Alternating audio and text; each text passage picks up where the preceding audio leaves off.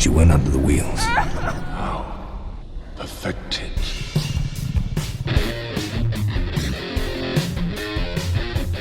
Welcome to Under the Wheels. I'm Matthew. I'm Gabe. And today is a special episode. I feel like every time I introduce this, I'm like, it's a special episode. But today is a special episode. Today we're talking about the top 10 movies of 2019. I'm sure Gabe and I will have some we agree with, some we disagree with, and I'm excited to get into it. What do you think? Yeah, I agree. And I know there's going to be overlap on this, but before we begin, as always, what have you been watching lately, sir? Well, I did like that 1 week or 1 month or whatever free trial of Shudder. So I tried to take advantage of that. So I watched Tigers Are Not Afraid, which is a Mexican sort of horror fantasy movie that came out this year that seemed kind of interesting. It's pretty whatever, unfortunately. Like, it's good, but it's just not, I don't know, it's pretty eh. I also watched Ichi the Killer. Ooh, how was that? Which is fucking crazy. The thing is, though, with that movie is it's, it came out in like 1999, 2000, 2001, somewhere in there. And it's like there's so much primitive CGI, especially for a lot of the extra over-the-top violence that the movie's famous for. Mm-hmm. So a lot of the most horrific violence in the movie is so cartoonish looking that it doesn't actually feel that bad, at least not now. Which I think is, going against what the movie's trying to do, where it is trying to be like both repulsive and comedic almost. But I think anyone who likes like bizarre and insane Japanese movies should check it out if they get the chance. Because it's such a famous one. And it's also interesting too, just because, there's no real like main character in the movie. Mm-hmm. Like, even though it's called Ichi the Killer, Ichi is almost secondary. Like, he's just sort of there, and he kind of becomes more important as the story goes on, but he kind of fades in and out of the spotlight, whereas, like, the spotlight tends to be shared by him, Tadanobu Asano, who's, like, definitely the star, or brings most of the star power, and then all of the really weird, wacky side characters that just sort of pop in and out periodically. Oh, I've heard a lot about it, and between that and like Audition, that's kind of what carved out Takeshi Miike as like, oh, he's the king of Japanese extreme cinema. So I've like danced around it, but it was good. It's pretty good, yeah. It's definitely worth checking out. I understand that it's not going to be everyone's cup of tea, especially like one of the stranger things about it, which I think is part of what makes it really interesting, is that like the entire movie is wall to wall like violence and depravity and horror, but it switches off between playing it for laughs and playing it for tragedy. Really? Oh. Does it handle it well?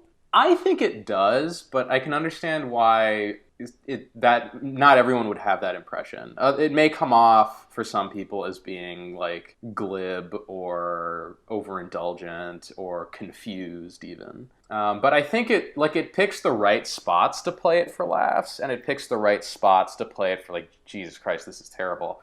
And then on that note, I also watched Tetsuo the Iron Man, which is really good. Is it an adaptation of Jon Favreau's The Iron Man? It's a black and white movie about... Have you heard of it? I don't think so, no. Tetsuo the it's Iron like Man?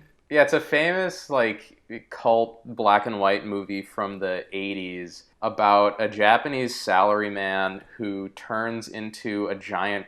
Like, he slowly transforms into a robot, essentially, through, like, pure rage. All, like, parts of his body start turning into metal once he's infected by this weird program that was created by a guy that he accidentally hit with his car. Okay. It's also, like, extremely ultra-violent and insane. And it's cool because it's got a lot of really interesting, like, film techniques in it. Like, there's like, one of the things is the metal guys run around on, like, rocket-powered skates. So I think they have a guy, like, sprinting with a camera across, like, massive, just blocks and blocks and blocks of Tokyo, or maybe on a skateboard or something. And then they speed it up so it's insanely quick. and that's kind of the shorthand for like the main character going from one place to another. There's a lot of cool cinematography in it. There's a lot of cool like horror practical effects. There's some interesting like visual gags in there. It's a really good, like, if you're into like Cronenberg type body horror movies. Yeah, I was gonna say it sounds like that. It's one of the best, I think, exemplars of the genre. Tetsuo the Iron Man. Yeah, it's good. I was pleasantly surprised, and it's only 40 minutes, so it's a quick watch. Yeah, it's really short. I thought it was like a feature film. Oh shit. Well, Okay. 40 minutes is technically a feature according to French rules. Oh, okay. It's like the what's yeah. I can't think of the name of it, but that one guy who made the movie where his partner's like a rhino or like a dinosaur cop. I can't think of it. What? It's Oh my god, I can't think of it. I can't think of the name, but he wears a bandana and it's like super weird and like he calls upon the power of Thor at one point and this is nuts, man. I gotta. Oh wait, are you thinking of Kung Fury? Yes, I am thinking of Kung Fury. I love Kung Fury. Yeah, Kung Fury. It sounds a little. It kind of reminds me of a bit of Kung Fury. Other than that, let's see. I watched Mean Girls for the first time, and that was pretty funny. Really, you've never seen Mean Girls before? Never seen it, but it was good. I saw Frances Ha because I'm on kind of a Noah Baumbach kick right now because I'm trying to figure out like what the hell is a Noah Baumbach movie, especially because like I'd seen The Squid and the Whale and I thought it was good, but I've kind of forgotten about it since then. But then I really liked Marriage Story, which I think we can get into later. Yeah, I think we're gonna get into Marriage Story later. But yeah, so it's like, okay, well, let me see what some of his other movies are like, because I need to figure out, like, what is this guy's shtick? And Frances Ha is a good... I thought I was going to hate it, because it's so mumbly, but it's actually pretty good. It's not as mumbly as I was afraid it was going to be. Greta Gerwig is... Her character is, like, super annoying and frustrating, but that's kind of the point of the movie. Is because, like, she's basically a 30-year-old child who just keeps... fucking up her life because she can't grow up, which is, I guess, which according to the movie is most New Yorkers. I don't know how true that is. I was gonna say, isn't that what Greta Gerwig is like now? Yeah, it's a good movie. And then I saw Burning, which is a 2018 Korean like psychological drama thriller type of deal. Right. And that movie's fucking amazing. Holy hell. Because there was a ton of hype around it when it came out, and then I just ignored it. And now I feel stupid for ignoring it, because it's amazing. It's so fucking pretty. Every shot in that movie is beautiful. And it's like, it's really creepy, and like, it's unnerving in a very slow burn sort of way, where everything starts off pretty normal, but just a little bit off. And then that sense of being a little bit off just builds and builds and builds and builds and builds until the world, which is otherwise ordinary, suddenly becomes like full of this inexplicable fear. You know, like everyday life is completely incomprehensible by the end. Is it like a horror movie, or is it kind of like Parasite, where it kind of bends genres? No, it's a pretty straight up like genre drama type movie. I mean, it's a thriller that takes the full runtime to turn into a thriller. If that makes sense. Yeah. Like it's a drama that very slowly turns into a thriller, but it's incredible.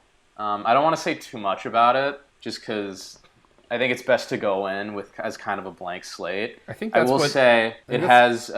You know, we've documented our love of dance sequences in movies. Yes, and it's got one of the better ones out there. Okay. I mean, I got the message that you're like, oh, you should see Burning, and it's kind of similar with Parasite, where you were like, you should see Parasite, and I was like, I don't know, man. Korean movies, like, you know, Mobius is a Korean movie. Then I'm like, I don't know, tread lightly. But like between that and like Snowpiercer, The Good, the Bad, the Weird, Train to Busan, like there's all of these Korean movies that come out that seem like they should belong in one genre, but have enough tweaks in it that it encourages you to like keep watching because it's gonna. Yeah, that's true. The other thing with Burning is it's based on a short story, so it is very literary. If you've read a lot of like prestige-y kind of books in college or whatever, yeah, the style is going to feel kind of familiar, or like the type of story will feel familiar. Okay. Also, there's a really cool sequence like in the middle of the movie where they film like an entire scene during sunset. So it's like the whole scene plays out as it goes from day to night. Oh shit. And I'm like, Jesus, that's fucking ballsy, man. Like, yeah, can you imagine having to reshoot that? That sounds like a nightmare. But it's pulled off to perfection. Like, they do a great job. Well, what happens in the scene? Is it like an intense action-packed scene? No, but there's like a lot of the key conversations that are central to the plot of the second half of the movie take place during that scene, as well as the dance sequence. Oh, okay. Well, I mean, La La Land had a sequence that like the sun literally set while it was going, but that one was like that was a nightmare to film in that one in the sense of like they had to do it multiple days. But that's interesting. Oh, the other thing is like this scene and kind of the mini scenes that make it up. I mean, this is like a half hour long. The scene itself? Yeah, the scene itself. The sunset, the entire sunset sequence and all the little things that make it up are something like a half hour. Is it all done in one take or is it cut? It's cut. Okay. It's cut normally, Okay. But you can still tell that time is elapsing. Oh yeah, you can you see the sun go down. There's one very long shot that's maybe a minute or two, maybe even longer, where the three characters are talking and you're looking over their shoulders at the sun declining over the horizon. Oh wow. So like from a technical standpoint, this movie's got some guts. Because like I think you pitched that idea to a lot of people. Like, are you out of your fucking mind? Like 99% of cinematographers out there are going to be like, that's insane. You're a psychopath. But yeah, Burning, it's a fantastic movie. And if I had a chance to redo my 2018 list, it would definitely be like top 5. Wow, that good. Yeah, it's that good. Wow. Holy shit. And then, last but not least, I rewatched The Mask of Zorro, which is like one of my all-time favorite movies from my childhood. I fucking love that movie, man. Dude. And it's weird, because watching it again, like, it's strange that, even, because it came out in 1998, so even at the time, it was kind of a throwback. Right. To like old swashbuckler, practical effects, real stunts kind of movies. Mm-hmm. But now like that contrast is so much more prevalent. Like the movie and especially all of the action sequences, but just everything about it feels completely alien to what that type of movie would look like today. And it's so bizarre. And I hate to be that guy. It's like, oh, they don't make them like that anymore. But they really don't.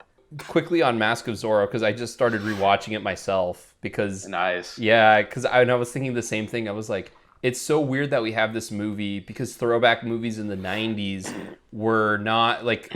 Throwback movies in the 90s were all about kind of like what The Force Awakens did, but The Mask of Zorro does it so much better. Like, they were all about introducing new characters, because you have Mission Impossible where it introduced Ethan Hunt, and you have Mask of Zorro. Now, granted, I'm still in the intro of The Mask of Zorro, but man, it just reminds me that every now and then, Martin Campbell can really hit it out of the park. Like, it doesn't happen too often, but fuck, he's like, when he's on fire, he is like one of the best.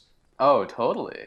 And it's so strange, because it's like, there's nothing like crazy innovative about it necessarily, other than maybe using like cougar noises for the explosions, which is I still love because it's so corny.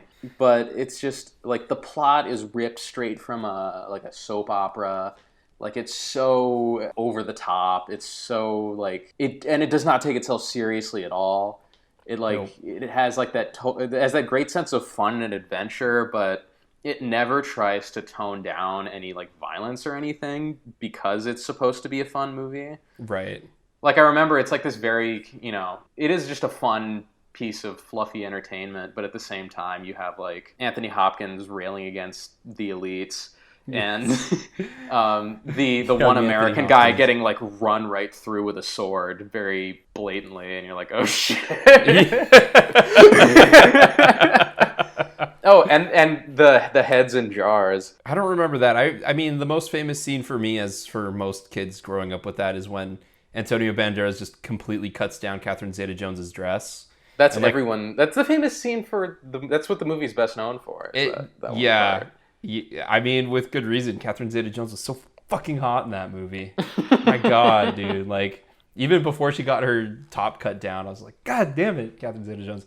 And, like, Antonio Banderas had already kind of been established, but that's the movie I know him from. That's the movie a lot of people know him from, at Like, least at that time. Well, I think there's a good amount of people who knew him from R-rated movies because of, like, Philadelphia and specifically Desperado. But that was kind of where he, like, went over the crest, and he was like, now he's not just, Well, I mean, Antonio he shows Banderas. up in Shrek solely because of that movie. Right, as Puss in Boots. Yep. Yeah. But it's funny because, like, we were talking about Ford v Ferrari, how James Mangold is such, like, a studio director, but, like, he's really good. I feel like Martin Campbell's probably one step below him, because there are some stuff he does that is really good, like Mask of Zorro, Casino Royale for me. And then there's, like, a whole host of movies that you're just like, oh, God, what the hell were you Green thinking? Lantern. Oh, God, what the hell were you thinking? I mean, Yeah, The Foreigner's okay, but it's just okay. Edge of Darkness didn't really go anywhere, so... Yeah, well, the thing with Martin Campbell is, like, I can't say... Like, he is way more hit or miss than James Mangold is. Like, Mangold by far, is so much yeah. more consistent. Yeah. But I don't love any James Mangold movies. I love at least 2 Martin Campbell movies. So there's that. Let me guess. Mask of Zorro And Casino Royale. Yeah, we're in the same boat there. You mean you don't love Vertical Limit? Dude. Dude, Vertical Limit is fucked up. It's crazy. When I found out Martin Campbell directed it, I was like, what the fuck, dude? Yeah, man, Chris O'Donnell. Vertical Limit. Yeah, I wouldn't know, man. I wouldn't know. Oh, man. But yeah, Mask of Zorro is awesome. Yeah. I was rewatching... So what have you been... Well, Go just ahead. quickly, I was rewatching Mask of Zorro because I was like, I remember loving this as a kid. I don't remember if it still holds up, but it's good to hear that it, in fact, still holds up. Oh, it totally holds up. It definitely holds up. At least for me. Yeah, that's awesome to hear. So what have you been watching lately? I've been watching a lot of The Mandalorian.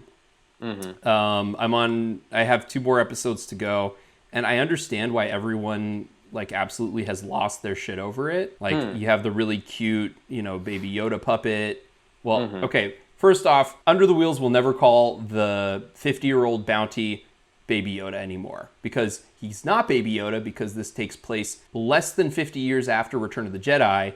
Yoda died in Return of the Jedi, so therefore it cannot be a reincarnation of Yoda. So everyone, please stop calling the 50-year-old bounty Baby Yoda. Okay. But the puppet is adorable. So I understand why everyone loves it. But did you ever watch Firefly or Serenity? No. Okay. Well, then this reference is not going to make any sense. But did you ever watch like Stargate Atlantis or Stargate or Star Trek The Next Generation or Enterprise or anything like that? Nope. Okay. Well, that's why everyone loves The Mandalorian. Because no one watches science fiction television, and The Mandalorian is like Firefly in the sense that it is a Western in space, but it has Star Wars elements, and it borrows heavily from, like, the feel of Lone Wolf and Cub, especially, like, the first couple episodes. So I think that's why everyone's kind of losing their shit over it.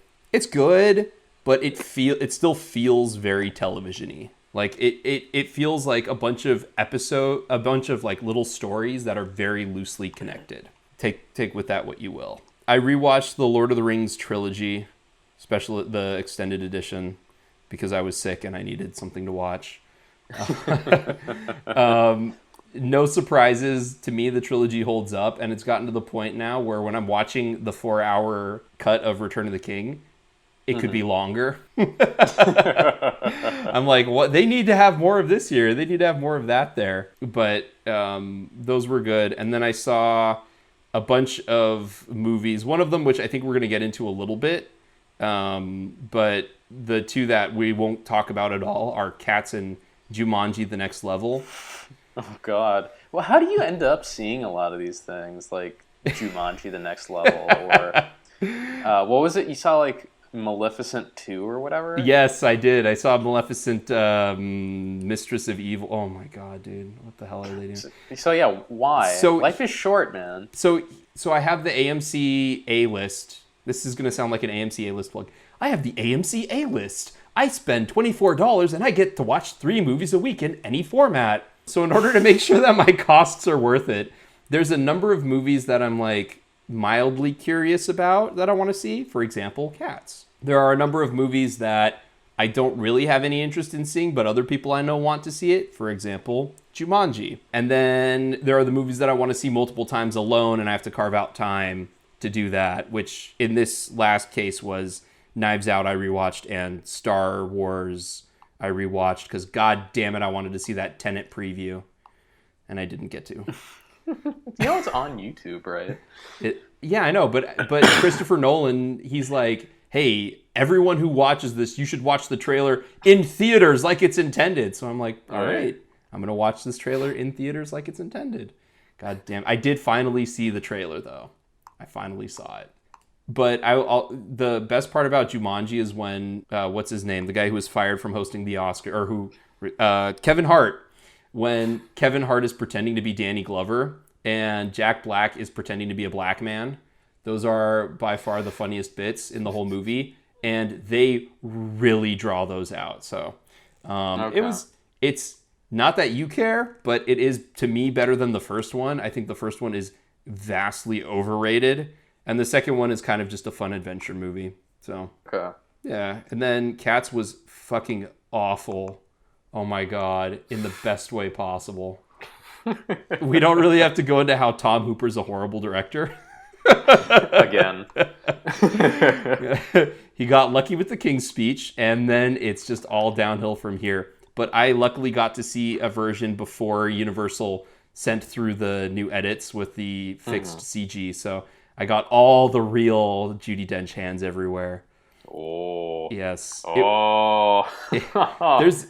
You know what's what's fucking bad when, like, you know, video games come out and they're broken and there's like a day one update you have to download to play it. You know, like, it's bad when that happens. You know what's bad when movies have day one updates you have to download to fucking play the thing. It's like the only reason why the digital distribution model in movies is actually good. Because now it gets people out there to see the movie before it's fixed. Because no one wants to see fixed movies. Everyone wants to see the really shitty version of the movie.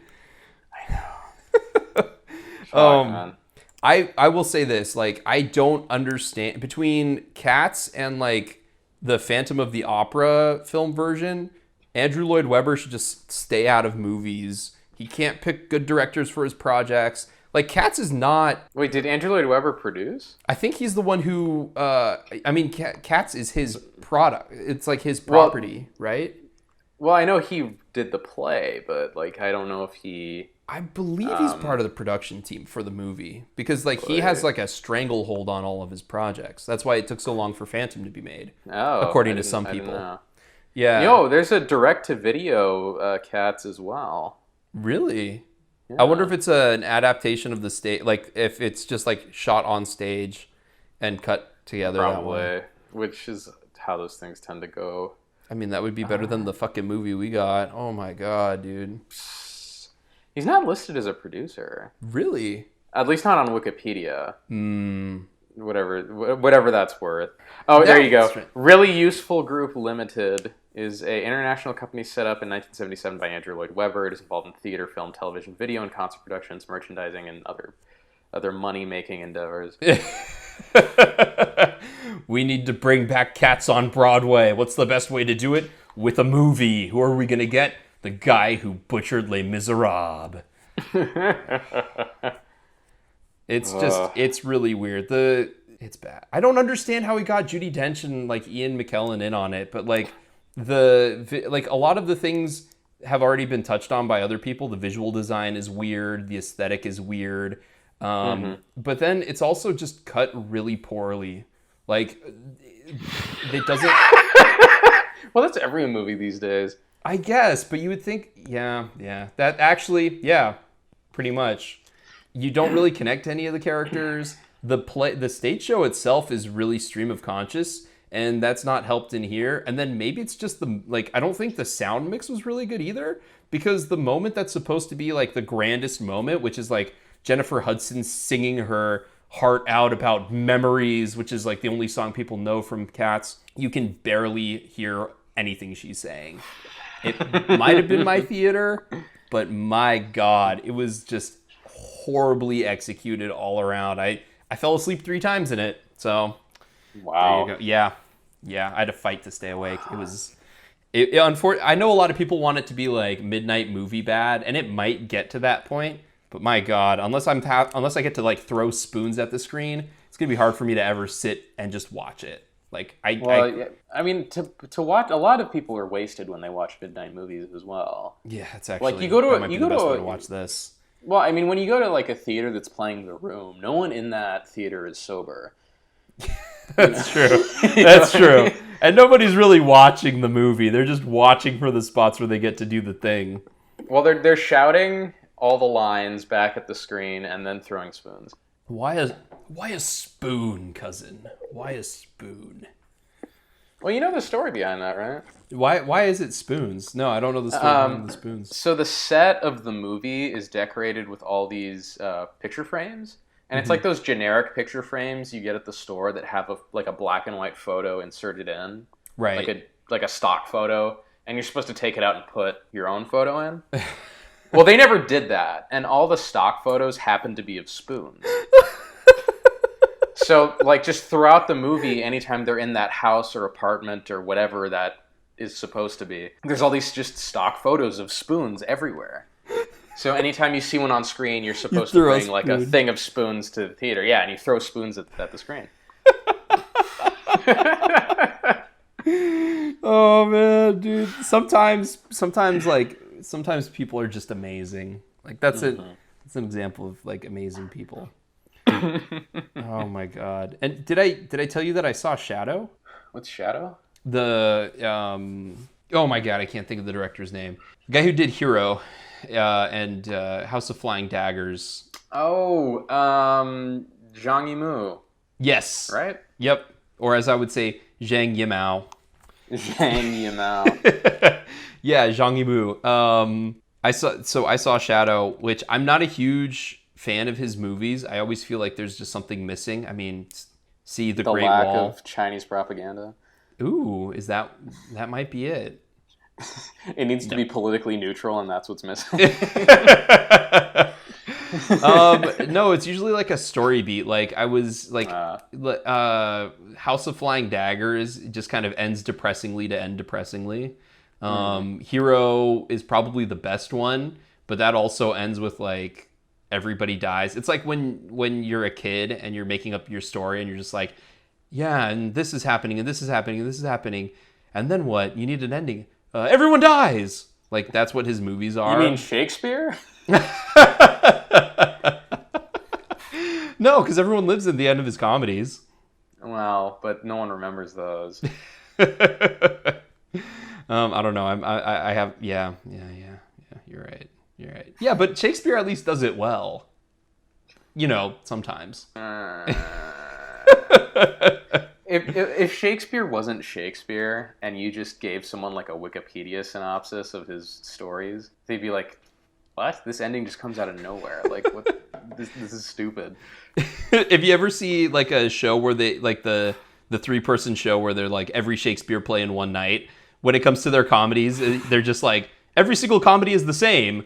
There's like there's like a guy and he has a brother who hates him, and then he finds like a woman that he falls in love with, but the woman plays a man, and the man and the woman fall in love, but the man doesn't realize that the woman is actually a woman and not actually a man. And I was like, yep. And then there's one guy there who like summarizes all the play's themes that everyone hates, but he's actually the best character. I was like, yep. As you like it, I get it.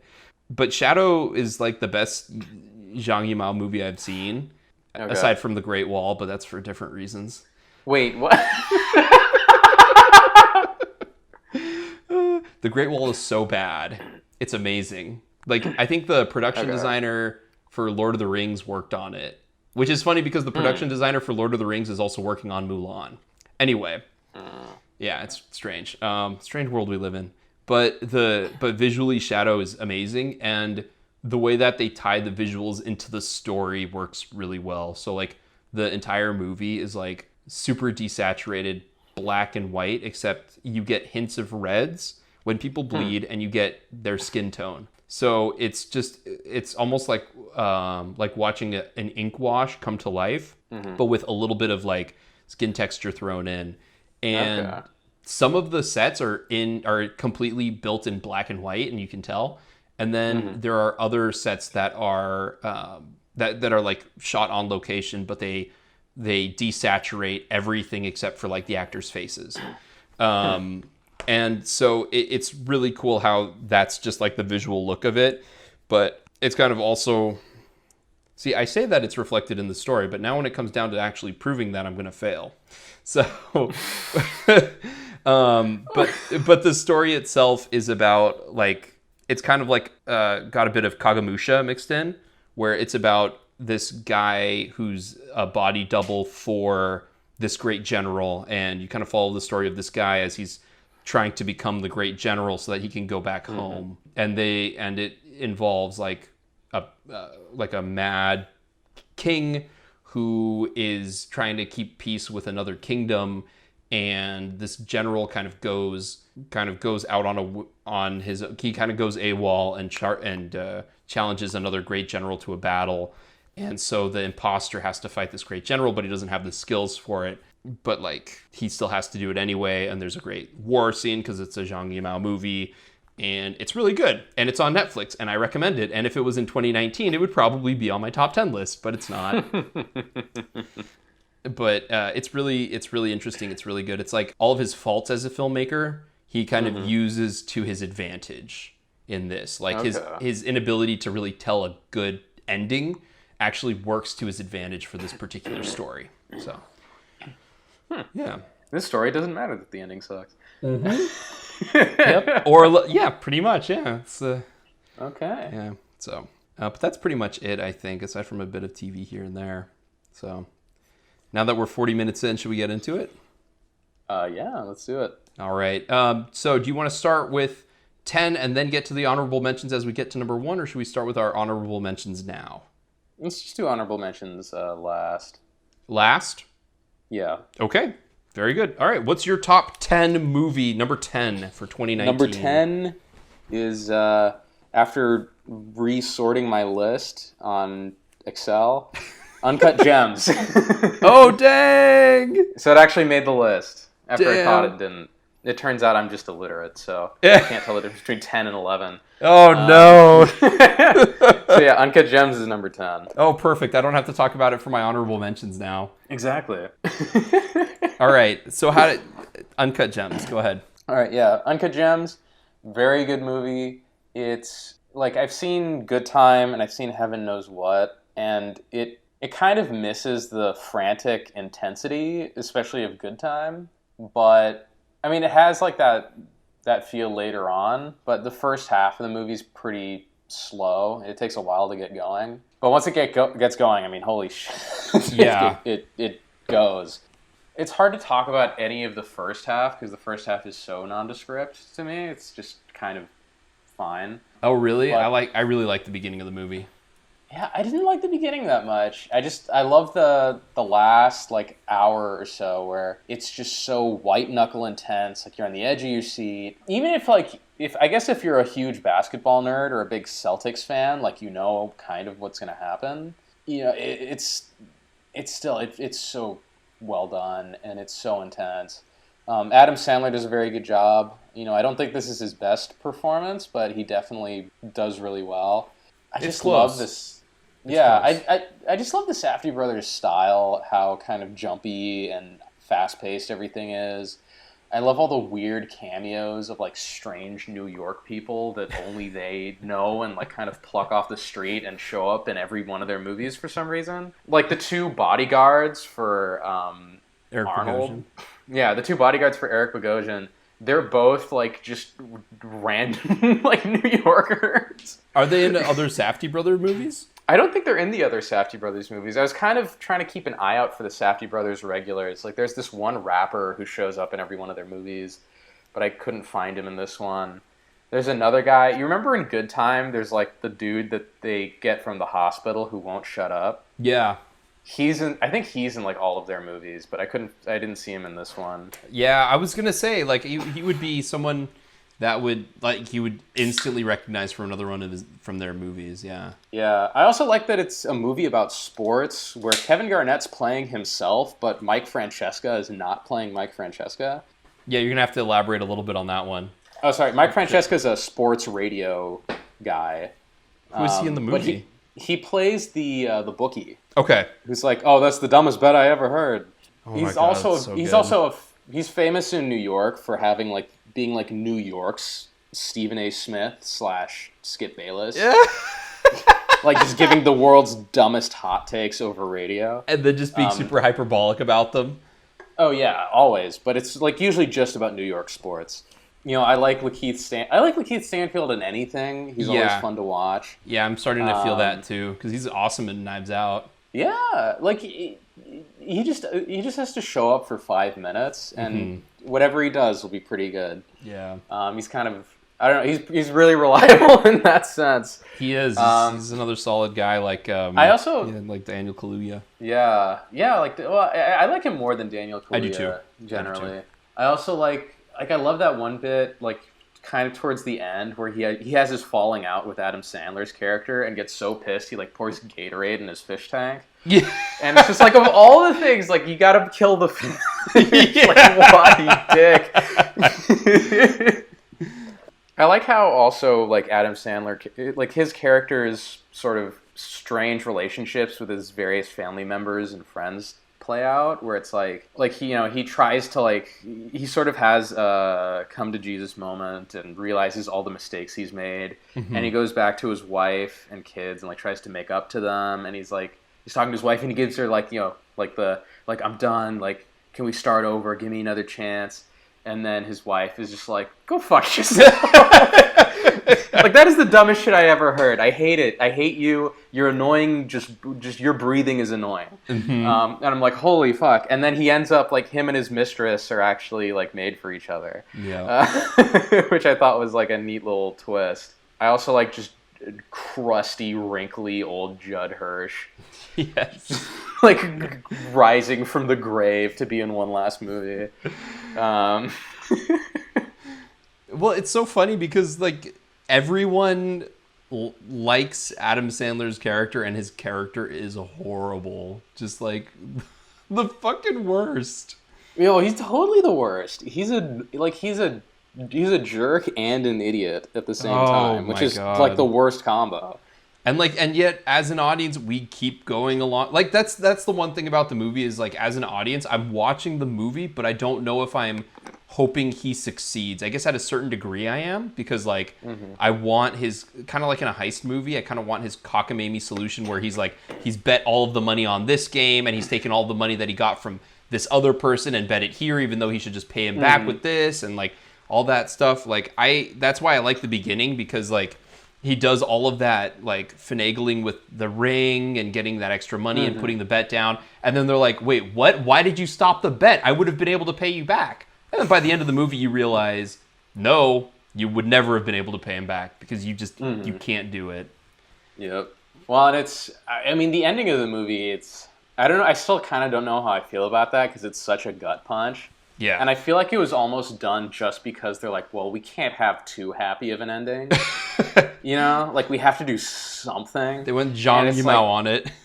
Yeah, we have to go Zhang Yimou on it, but it's just like, why? Because, I mean, look, the endings of Heaven Knows What and Good Time are both pretty bleak, but they make sense, right? Like, they're motivated. Heaven Knows What, you know, the main character, her boyfriend accidentally kills himself, and she ends up kind of falling back into the same patterns of destructive behavior that have caused her all of these problems in her life. Which, you know, it's a depressing ending, but it makes sense because her character keeps trying to grow and then fails continuously because she doesn't really want to grow up. Or she doesn't really want to take the necessary steps to get her shit together. Right. In Good Time, the ending's kind of a bummer because, you know, Connie is kind of like Howard in Uncut Gems where he keeps trying to he owes the world for all of the horrible things he's done, but he keeps trying to outrun the debt collector. Like, he's trying to get, like, just stay ahead just long enough that he can get the money, pay everything off, and he can get away scot-free. But in that, like, his plans go to shit, and he realizes he has to just give himself up. The only way to save his brother is to sacrifice himself. Right. So he just confesses to everything, lets himself go to prison so his brother can go free. And again, it's a bummer, but it makes sense. Yeah. With this, it's like he wins. Howard wins. He gets his way. He was right. Even Arnold's kind of happy about it. Yeah. He just gets shot. Spoilers. He gets shot in the face. Oh my god. Bam. I mean, the suddenness of it is really well done. Like it really is well executed as this awful gut punch. But I just don't know how I feel about that within the larger context of the movie. Because then you're just like, what? Why? Like, what was the point then? The only thing that I can really say that I came away with in the movie, what the point of was for me, was fuck, dude, it's not worth gambling. I know. It drives Being me a gambling addict is just that must be the worst. It's horrible, and like the thing, and he is clearly an addict on this because his life is very good. He's a high-end jewelry dealer. He has a house in New York, and he has an apartment in New York, and he drives expensive cars, and like he has a successful life, but he just can't enjoy it. He keeps fucking it up the whole movie, and that's probably why like I have a harder time relating to it, because like it's like, man, this does suck. However, he could have been like, if he hadn't done one of 20 different things, he wouldn't be in this situation. But he keeps putting himself in it. And then when he's finally out of the situation, like suddenly Kevin Garnett comes in and saves the day, even though he doesn't have to. And like the first thing he does, like I actually really love that moment where he's like, come on, man, you're a winner. We like to play the game. We like to win. And you're like, yeah, I understand that. And then all of a sudden he talks himself into betting all of the money. And I was like, what? What? It was amazing because like it didn't feel forced. It felt like organically that Sandler's character came to this conclusion and that this was a good idea. And I was like, oh my god. And that's like that on a technical level. I think this movie is amazing. Probably a little bit under Good Time, because Good Time just felt so gritty, down to earth, realistic, and not really studio at all. But this one did kind of meander a bit. Like he goes to, they show the slice of life of him, and he goes to like his daughter's concert, and like there are bits and pieces here and there where it's like it's things that happen that kind of move the plot forward, but also kind of are just like to show his everyday life. Whereas Good Time is just so tight. So one of the interesting things is the cinematography is very different compared to the Safdie brothers' earlier movies.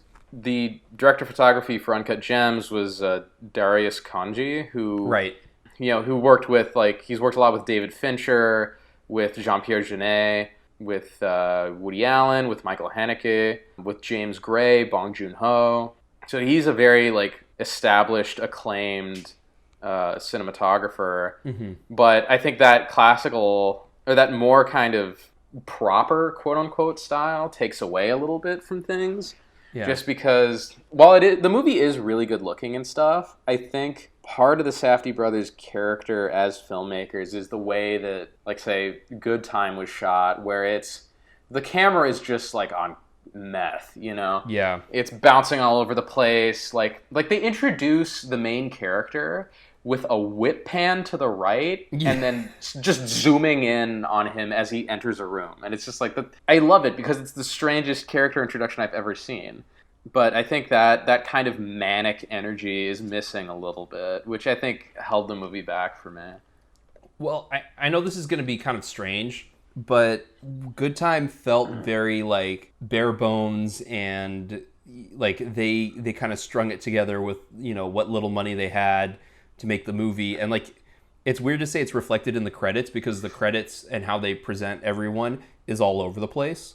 Whereas with this movie, when it comes to the credits, it seems very much like DGA or contracted credits, like a typical movie. So it's kind of weird that this movie feels very it still feels like it's a Safdie brothers movie, because it still feels kind of like Good Time, but Good Time is just so much more like they had to put it together by their own wits and intuition, and this one felt like they had a lot more money and maybe one or two people they had to answer to.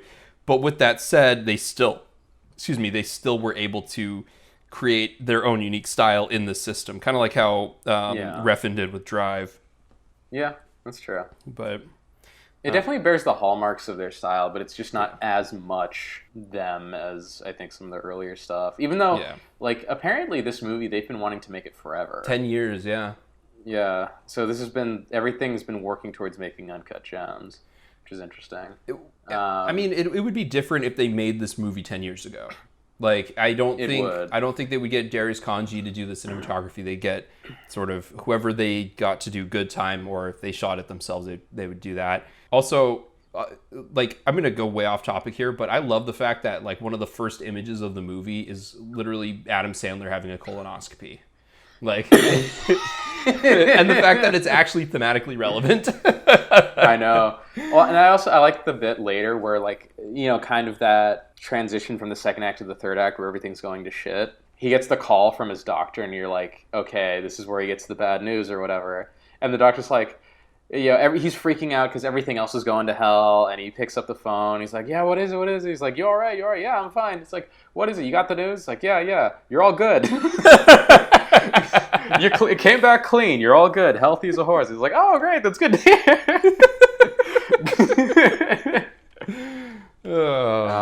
I like that they brought back Daniel Lopatin to do the score, although... Yeah.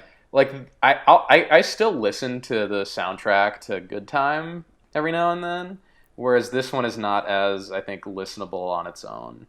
Like, it works better just with the movie. Yeah. It's weird anytime someone has been developing a movie for so long and they think it's going to be their masterpiece, as I'm sure we're going to get into with a couple of these other movies, because it's almost like when they get this chance and they get this budget, because I feel like this is the stepping stone to the next level for them. Yeah, it is, I would say. And it's funny because it always kind of feels like it's really good, but it also feels kind of bittersweet. Or not bittersweet. It feels kind of empty. Like, it feels kind of like The Rise of Skywalker. It feels like there's missing something, you know? It's like, man, you guys made it, but it's not perfect. It's close, but you guys did better when, you know, you had restrictions. Like the first couple movies Scorsese did when he started getting huge budgets. It's like, I'm glad that you made it. It looks pretty good, but it's still not perfect. Yeah. So, anything else to say about Uncut Gems, or should we go into your number 10?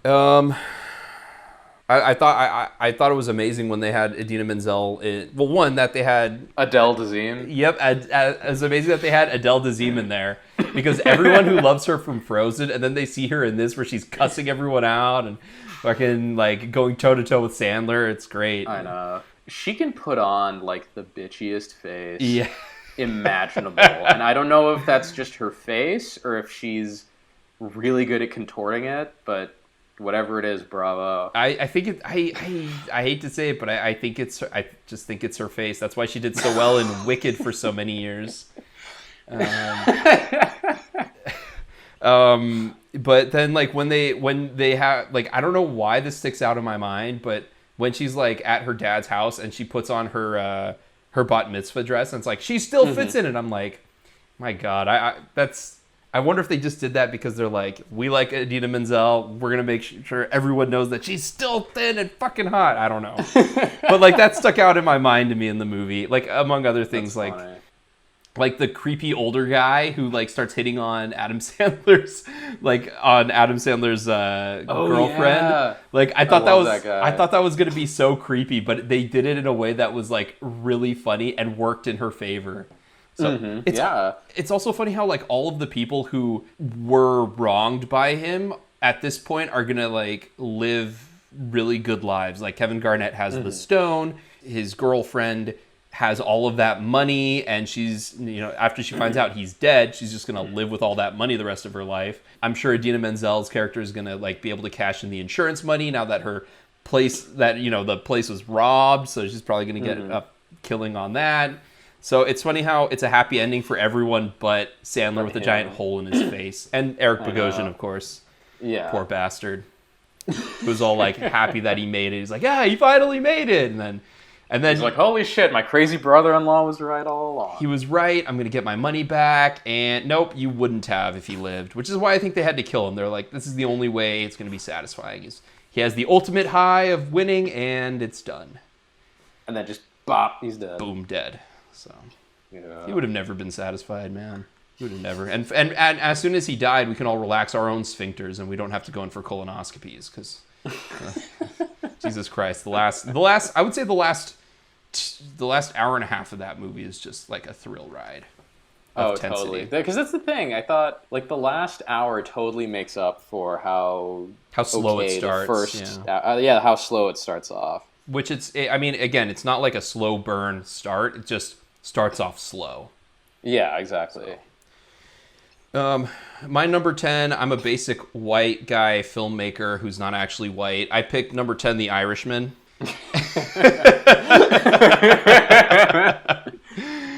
I picked it for a couple reasons. It's fun that Scorsese's back in sort of gangster epic operatic form. Mm-hmm. And I read more about the visual effects, which I could definitely go into with you if you're interested. But as good/bad as you think the visual effects are, it's still amazing that they were able to shoot this movie with all of the guys as old as they were and do facial capture on all of the guys without using face cameras or digital markers. Yep. So that is impressive. It is. And every single camera was actually 3 cameras that were very close to each other. So imagine a motion picture camera flanked by 2 slightly smaller cameras, and imagine trying to shoot a movie like that. It's a larger rig than the Pace Cameron camera rig, which does 3D, and this is still just shooting a 2D movie. But it's also kind of like one of those steps of like, okay, well, now we have a way, if we want to, of incorporating amazing visual effects into fairly pedestrianly shot movies. So can you imagine The Irishman in 3D where like the CGI face is floating above the actor's actual face or some shit? That would have been so great. Well, it's funny because like there's obviously times where you can tell that like they digitally de-aged their face, especially like when De Niro's walking around and is like, hey guys, hey fellow students, I'm 25 years old or I'm 36 years old. And you're like, bro, you look like you're 50. It's funny. 80-year-old spine. With the 80-year-old hunch and everything. And like, I know we've talked about this movie ad nauseum, but visual effects wise, they realized that they had cleaned up everyone's face, but left these 50-year-old faces on 80-year-old turkey necks. So they actually had to go in and digitally, like last minute without any reference footage, they had to go and change their necks digitally. So if they could have fixed the neck issue earlier on, it might have been almost seamless. Even as it is, it's still better than 90% of the de-aging special effects work. Like, it's still really good. It's, I don't know, it feels like it's kind of like number 10 by default. There's some other ones. There's about, like, any of my honorable mentions could have gone in this slot. But I think because it's 3.5 hours and it's on Netflix, so you can literally rewatch it at any time. And it's got so many good actors in it. I didn't know that Al Pacino was older than Robert De Niro, by the way. I always thought that they were like the same age. Yeah, Pacino's like 5 years older than him. And looks about 20 years older than him. So it's bad. Poor Pacino. Poor Pacino. But I mean, we talked ad nauseum about The Irishman, but that's my number 10 spot. Okay. All right, on to number 9. Number 9 for me is John Wick 3. Damn, son. Stock down. Why is it number 9? Well, so obviously it's awesome. There's a lot of great action sequences in it, but I'm getting tired of John Wick at this point. I really wanted the third one to be like the big banger finale to the series, but instead it ended up feeling like part 1 of part 3. Yeah. Which I really didn't like. It felt like nothing happened in the movie, whereas the first and second both feel like complete movies. That said, I kind of like how each one is a different flavor of action movie. Like the first one is this very grounded, almost more of a thriller type of deal. The second one is a big, bombastic American-style action movie, and then this one feels more like an Eastern action movie, where it's very few. It's a lot of just hand-to-hand, a lot of like knives and swords and shit. I mean, there are there are two big shootouts, but they seem kind of smaller in a lot of ways than the shootouts in John Wick 2. Obviously, motorcycle ninjas, always a plus in my book. The cameos from the Raid guys, the Assassin and Mad Dog, which good on Chad Stahelski for doing a Raid cameo properly. Yes. Screw you, J.J. Abrams, for wasting those guys in Star Wars. Oh, God. So they were really cool, and it's, I like that the movie is so blatant about, like, hey, look, it's the guys from the Raid. Look, look, look, look, look, look. And look at them upstage Keanu Reeves in this battle.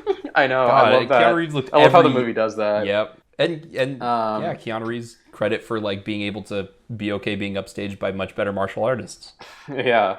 I mean, the other thing about the movie, though, is that the first two movies were grounded enough where it could indulge in some weirdness and it wouldn't feel off. But now I think it's getting to be...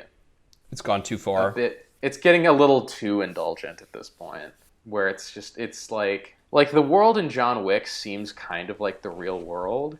Whereas the world in John Wick 3 seems like the internet's interpretation of John Wick's world. It seems like a stuntman's world. Like everyone is like tatted to the max and androgynous and chain smoking cigarettes and has like this weird everything is like some weird hipster amalgamation of like old wooden steampunk shit and modern shit. Bronn from Game of Thrones' cameo is strange. Which one is he? Was he at the very beginning? He's the goldsmith guy. Oh, yeah. Who makes That's the right. coins, Yeah, I know who you're talking about. Halle Berry was just stunk up the gym in this movie. Like her character added nothing to it, and that the entire portion that was in like North Africa or whatever just felt so.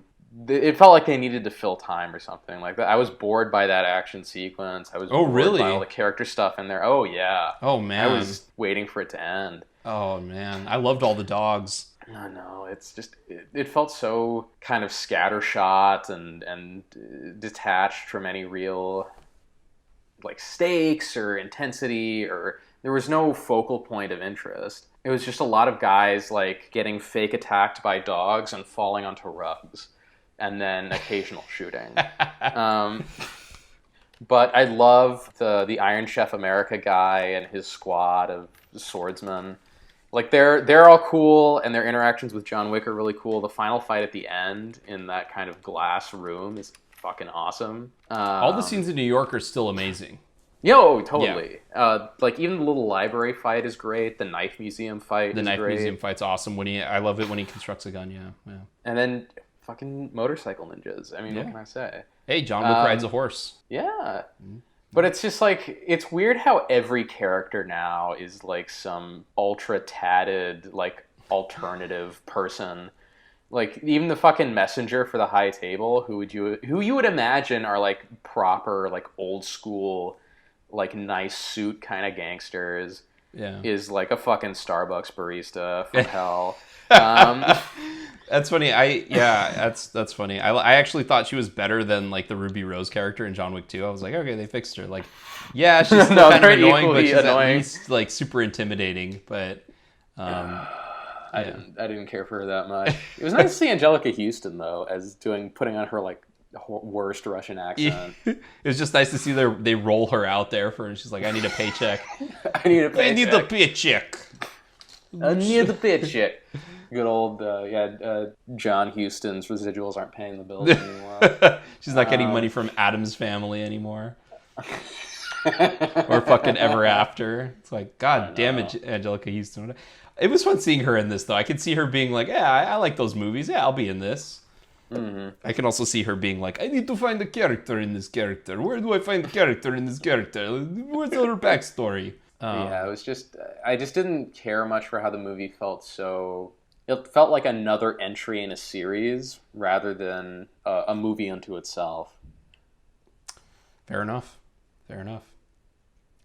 I actually agree with most of those points, but I also have it higher on my list. You just love it. You love it just because. Left hand pride, man. Yeah, I'll talk about it more a little bit later, but okay, number 9, What's your number John 9? Wick 3. My number 9, God, basic white boy filmmaker wannabe. What do you think it is? Well, is it Once Upon a Time in Hollywood? Bingo! Once Upon a Time in Hollywood ends up on my number 9. It could be switched out with almost any of my honorable mentions, and it could be switched out with The Irishman, except I think I had a better time watching Once Upon a Time in Hollywood, even though it felt like a movie that had no plot for 2 hours, and then in 45 minutes kind of jumbled a plot out of one scene together. But that, I don't have a problem with that because it's Tarantino. He borrows from French cinema, and French cinema tends to meander as well. The scenes with DiCaprio on set are just really entertaining. Yeah. And then they have you saw Once Upon a Time in Hollywood? Yep. Okay. So the scene where he's on the ranch and the way that it builds suspense like that is really good. It's sad that Burt Reynolds died before he could shoot that scene. So they had to get in good old Laura Dern's father. Yeah, Bruce Dern. Bruce Dern, talk like this, and I like fucking Dakota Fanning in this movie, god damn it. Shut up, Brad Pitt, leave me the fuck alone. So I feel like this movie in particular, like Tarantino went like over the top on Tarantinoisms. Like, whereas the Inglourious Bastards, he was like, this is my masterpiece. And then Django Unchained, which is still one of my favorites of his, is like, okay, this is me trying to be important, but also just having a good time. And then The Hateful Eight was really self-indulgent in a story point of view and like a character point of view.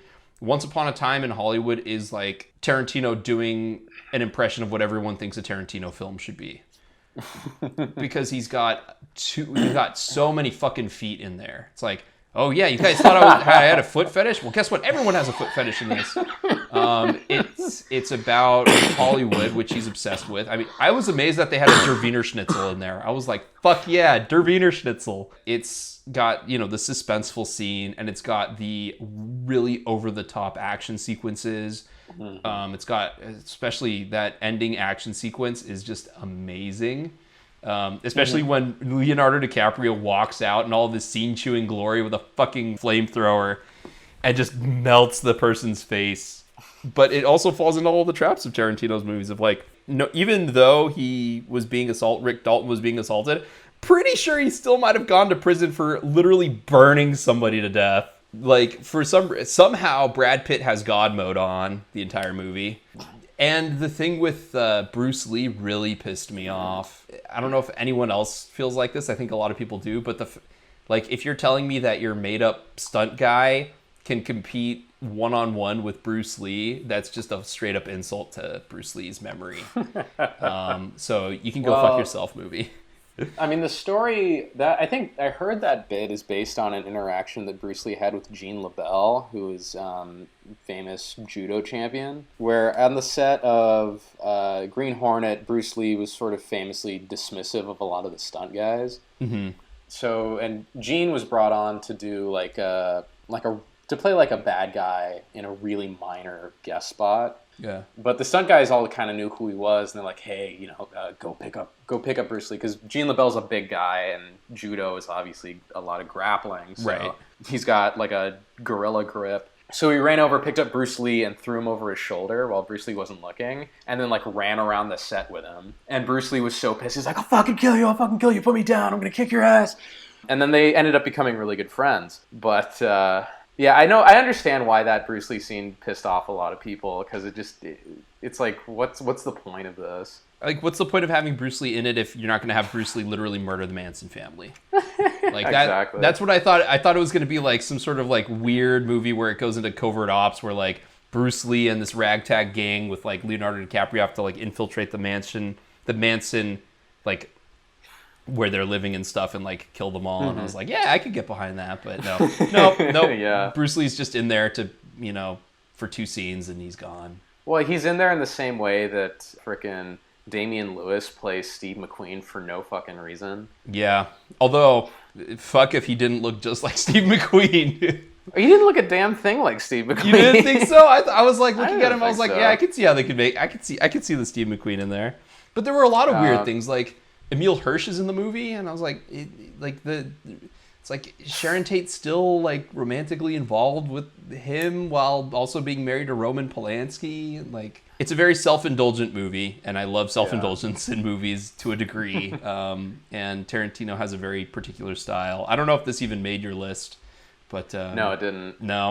My big beef with this is like Tarantino movies. The movie as a whole never ever really materializes for most of them. Yeah. You watch a Tarantino movie because every scene as a discrete unit is really good and is going to have a couple moments where you're going to go, whoa, that was awesome. You're going to laugh at a great joke, or there'll be some great flashy filmmaking that you can enjoy and sink your teeth into. And for me, this movie didn't really have any of those, except for maybe the ending, like the final fight at the end. Because I didn't laugh much. There wasn't a lot of flashy filmmaking. There wasn't a lot of, I don't remember any lines from the movie. Yeah. And there wasn't any moment that made you go, whoa, that was so cool. So it's like I don't mind that it has no plot, because most of his movies don't have much of a plot. Or his best movies don't.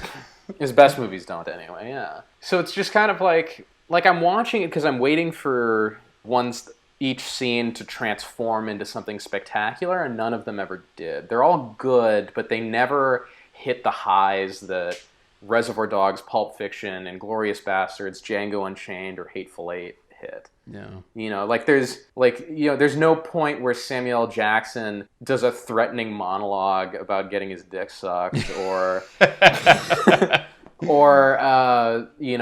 like the whole scene with Michael Fassbender in Inglourious Bastards, where they're like doing this weird, like, are you for real? Like, are you for real? Are you like a legit German? And like over the number 3 and all that. Mm-hmm. There's nothing like that. There's no Royale with cheese. Yeah. There's no, there's no thing where in Kill Bill, where Bill is talking about like Batman and Superman and like the differences between the characters and how that somehow relates to his life and Uma Thurman. Like, there's none of that. It's all good, but there's no moment that is really memorable or that transcends the kind of. Not even at the ranch. I didn't care much for the whole ranch sequence.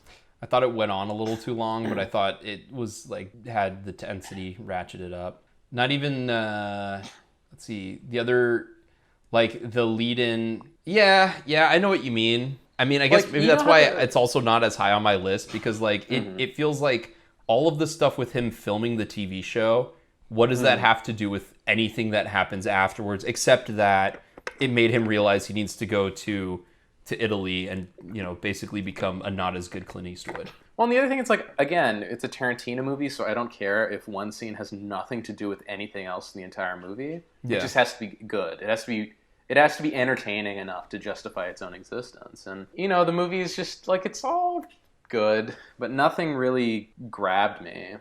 It's like, the beginning of The Hateful Eight, like the first half hour it's all good stuff, but it's just, it's kind of slow and not very memorable. Yeah. And it's only when Samuel L. Jackson confronts Bruce Dern and like just cranks things up that the movie really takes off. Yeah, you're talking about the first hour of that movie. Oh yeah, the first hour of that Hateful Eight. The first hour of Hateful Eight is good, but not particularly great. Yeah. It only gets great when Samuel L. Jackson really gets going, and then everyone else kind of jumps in and takes it up another level. And the entirety of Once Upon a Time in Hollywood felt like the first hour of Hateful Eight. Yeah. I mean, again, I like I like all the, but see, it also comes down to preferences in the sense of like, Academy voters love it because they love movies about Hollywood, and this movie is very much about Hollywood and like the making of like a movie star and like making of a TV star, and like it's kind of an angle not seen very often, and I love all of the TV stuff, but I do agree with you that overall it's a little bit lacking in any sort of like satisfying moments, because even the moments where like Brad Pitt is literally just murdering everyone, murdering all of those Manson people, it still ends up being like, all right, but we've seen Tarantino do this, but okay, I guess it's better because it's the Mansons, and like the dog chewing the guy's nuts is amazing. But I also like a lot of his quiet spots. I like the fact that like I don't know. I like a lot of the small character stuff, and this movie felt really like just a bunch of little vignettes of these characters. Now, with that said, a good movie does that make? It's number 9. It's better than some other stuff. At least it's on your list. It made it to my list, but again, it's weird because it's pretty interchangeable from a bunch of other movies. That's why the top 10 was hard for me this year. All right. Number 8. Number 8? Yes, sir. For me, that would be 1917. Ooh. So I really liked 1917, even though I was kind of worried that I would dislike its own sense of self-importance. But it's really good, and I think it's one of those movies where the plot or the story is pretty threadbare, but it's more about how that story is executed. And I know like the whole it's done in one shot thing, or it's edited to appear as though it's done in one shot. They at least had a credit for an editor on this movie, unlike Birdman. I don't know. They didn't credit an editor on Birdman? They didn't. What? That's insane. Because in Birdman there are actual cuts. There are that are very obvious. Yes. They're not like hidden or anything. It's a normal cut. Yeah, like the montage at the end when like the sky is falling down. Yeah.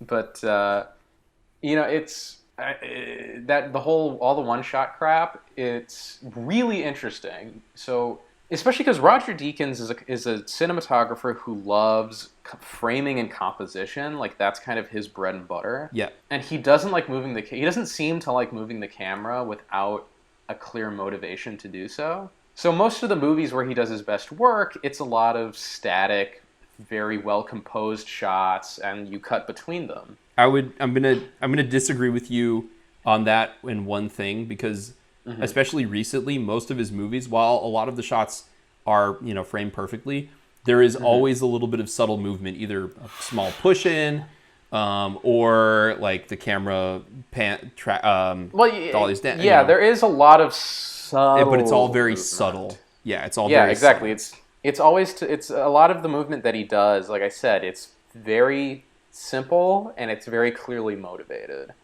And I didn't mean he just locks it down on a tripod, but it's like he has this very immaculate composition and then uses either focus pulling or a slight change of distance or a little bit of movement to redirect your attention from one part of the composition to another part of the composition. Right. Typically. I mean, obviously he'll do more extravagant stuff when it's called for, but that's kind of that's like the base of his style. Yeah. So it's really interesting that he has to do everything in one take now, or all these really elaborate long takes. So he has to do several of these little, his compositions within a single shot, and then move between the compositions instead of cutting, which is one hell of a fucking challenge, But he did it. Him and Sam Mendes and the crew and the actors and everyone, they fucking did it, and they did it really well. It's also interesting in the sense of, the whole thing that makes movies unique is editing. So when you take that out of the picture, it almost becomes another art form in a weird way. Right. And editing is, in a sense, the ability to manipulate time. And like filmmakers who are obsessed with film as an idea, like Tarkovsky and Christopher Nolan, they're obsessed with time as well. All their movies are about time in one way or another. And I could almost see, like, if Tarkovsky made a war movie, it would look kind of like 1917. But at the same time, I don't think Sam Mendes has the same interests that he does. No. Because the way that this plays out is instead of Tarkovsky's long takes are more about, like, experiencing the film in real time and kind of playing with the idea of how you experience the passage of the events in the movie. Sam Mendes is almost, because he's like a theater guy too, it almost turns into a play at various points. It feels very theater-ish, especially when there's more than one character on screen at the same time. Right. Which I thought was interesting, because it's like the one place you could never stage a play is in the middle of a war. Right. But they kind of make it work because the characters have to travel so far across these big old sets. Mm-hmm. A lot of the movie is just, walk and talk, where it's this very theatrical banter between them. And that in a war movie is a really cool idea, and I like the way they pulled it off. And just on the whole, like the set piece in the ruined city with all the flares is just so fucking gorgeous. Like, yeah, it is. It is. I was blown away when I saw that. I'm like, good lord. Roger Deakins is a shoo-in for cinematography this year, I feel like. Yeah, it felt like he was tired of, what's his name, Lubeski getting all of the awards, and he's like, fuck you, I can do it, and I can do it better, and this is where I'm proving it. It's like, I will put together a sequence that is so mind-bogglingly beautiful that I have to win this time. But yeah, so it was, the whole movie is pretty gorgeous, but that, especially just it was so just awe-inspiring on a visual level. There's not much I don't like about the movie. It's really good. I'm surprised it's so low then. Well, there's some other stuff that's a little more resonant. This is like, the story is, again, like I said, it's pretty thin. Yeah. There are parts where it tries to be like, this is important, or it feels like it's straining to be meaningful. Like, anytime cherry blossoms show up, mm-hmm. it feels like beauty in the middle of war. Like, I was gonna say, the cherry blossoms show up, and all of a sudden it cuts to the handheld recording of the bag floating. This is the most beautiful thing ever. Like, Sam. Exactly. Like, that's what it feels like. Yeah. And the movie has its fair share of moments that are like that, where it's just like, I could, cut it back a little bit. I like all of the little cameos of various famous British actors. Me too. Yeah. Even though, like, it's got Benedict Cumberbatch in it for like 2 seconds. Yeah, but he's so funny in it. It's like because he goes in and you're like, yeah, Benedict Cumberbatch, he's gonna make this awe-inspiring speech. He's gonna blah blah blah blah blah, and he's like, fuck off! Like, good on you, Benny. Good on you. Yeah, it's just it's a technical marvel. It's a really well-made film. It's one of those things where a lot of the self-indulgent technical trickery that it does works, and it doesn't call too much attention to itself, and I think it makes the movie better rather than detracting from it. And most importantly, it's in service to the story. Yes. Also, when the one guy gets stabbed, oh fuck, dude, that scene is so sad. So and it's good. like, it's so good though. Did you? So I have a question for you. You saw the trailers before the film, right? Like, Yep. You saw the trailer for the movie, right? Mm-hmm. Okay. Based off of the trailer, I had a feeling that he was gonna die. I didn't. I mean, based off the trailer, the trailer makes it look like Benedict Cumberbatch is the villain somehow. Even though he's in the movie for 2 minutes. Yeah. That's it. I mean, it also the trailer. I think he kind of is. Not really. Because he doesn't resist. He just, like, as soon as he gets the message, he's like, all right, call off the attack. Yeah, as soon as he reads it, he calls it off. But the whole time, there's this impending feeling of, like, he's going to ignore it. He's going to ignore it. He's going to ignore it. And like, well, yeah, because, like, right. Mark Strong is like, some men just want the fight.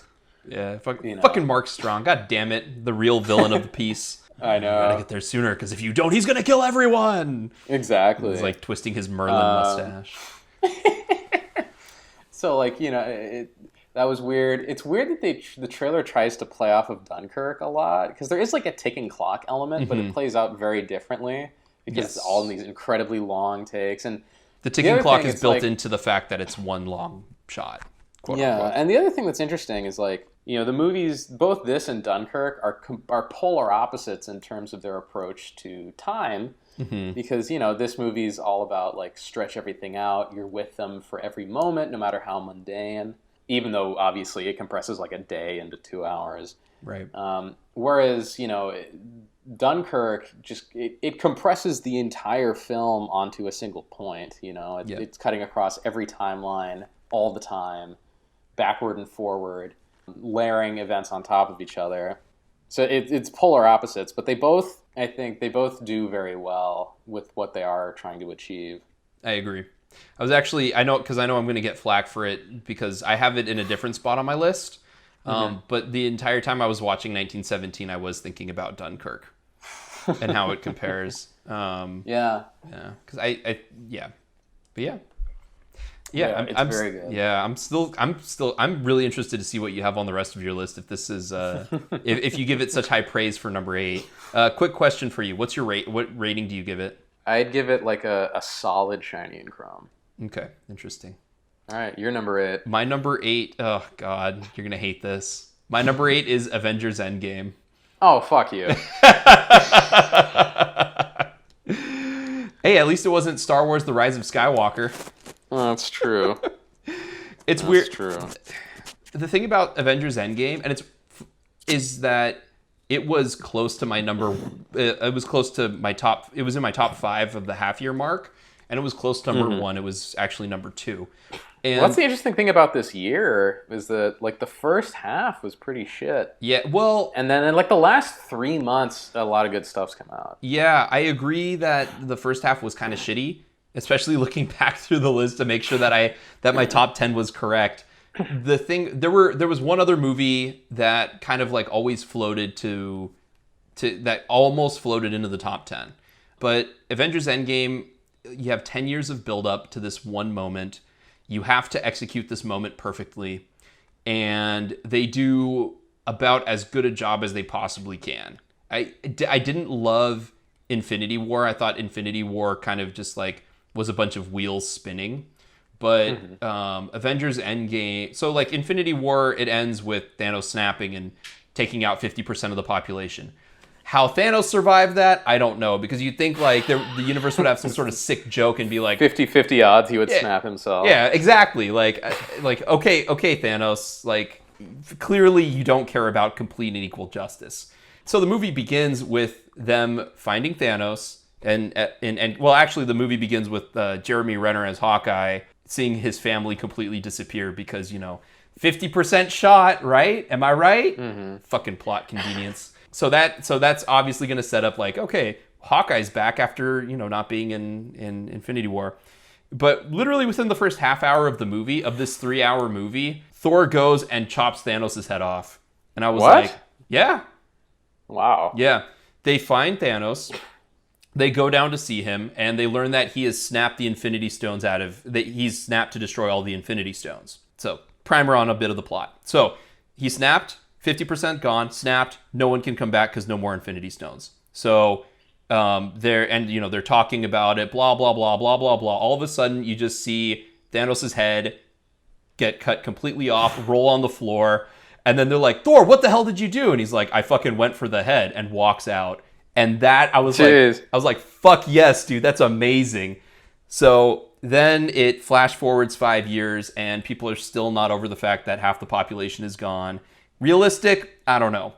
I don't really think so. I think they needed to set it like sooner, like 2 years maybe. But 5 years, people are starting to get over this kind of thing. And then convoluted Ant-Man logic, he can go back in time. They go back in time to find the Infinity... He can shrink so small, he can go back in time. They explain it as the, quote, quantum realm. So the when you're smaller than an atom, you can go through time. And then they get Tony Stark to figure it out. They go through some convoluted mess. In this time, Tony Stark has married Pepper Potts. He has a daughter, quote, Stakes. But Tony Stark goes back to the Avengers to help them out because he just loves Peter Parker so much. Because who doesn't, right? Fuck, whatever. So they figure out time travel. And then the way that they get all of the fan service in is that they say, okay, we've all experienced the effects of the Infinity Stones at different times through the movies.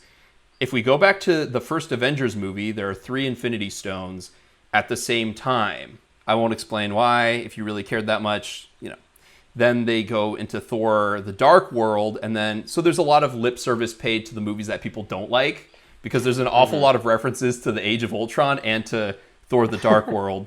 And then in this time, Thor becomes really fat.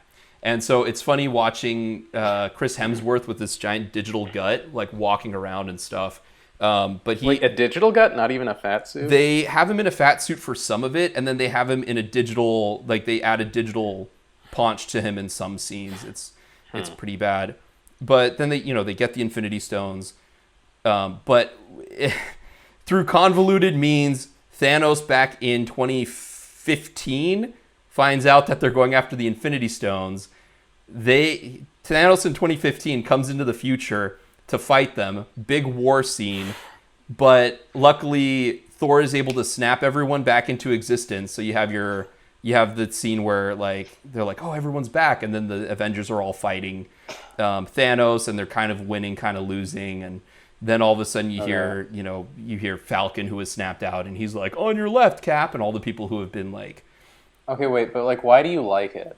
I understand that this is a synopsis Yeah, of the entire right. 3-hour movie, but why do you like it? Because they get the core crew back together. They have the 6 Avengers, and they play off of each other really well.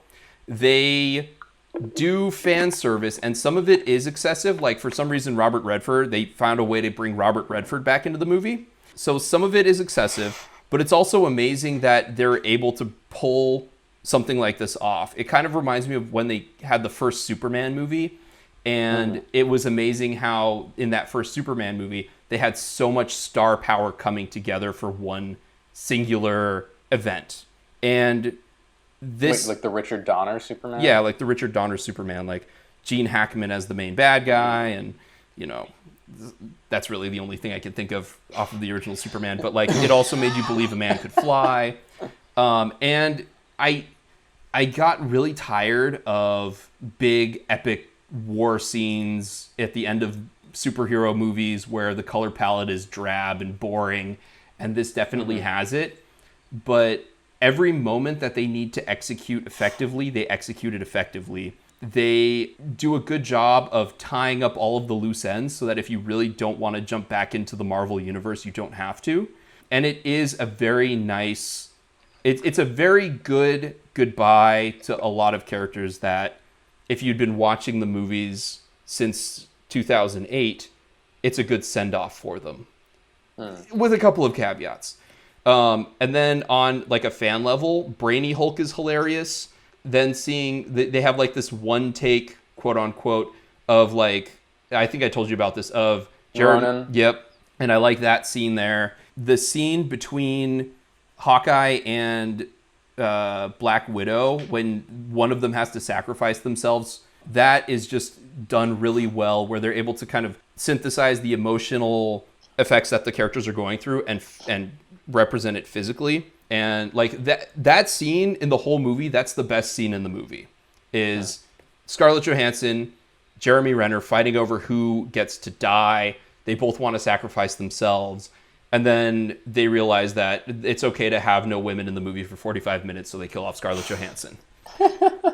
So I like the execution of it. And I like the fact that in a 3-hour movie, it doesn't feel like 3 hours. They break it up into a way that's like, it's really effective. The storytelling is pretty efficient for the most part, and all of the character scenes are really good.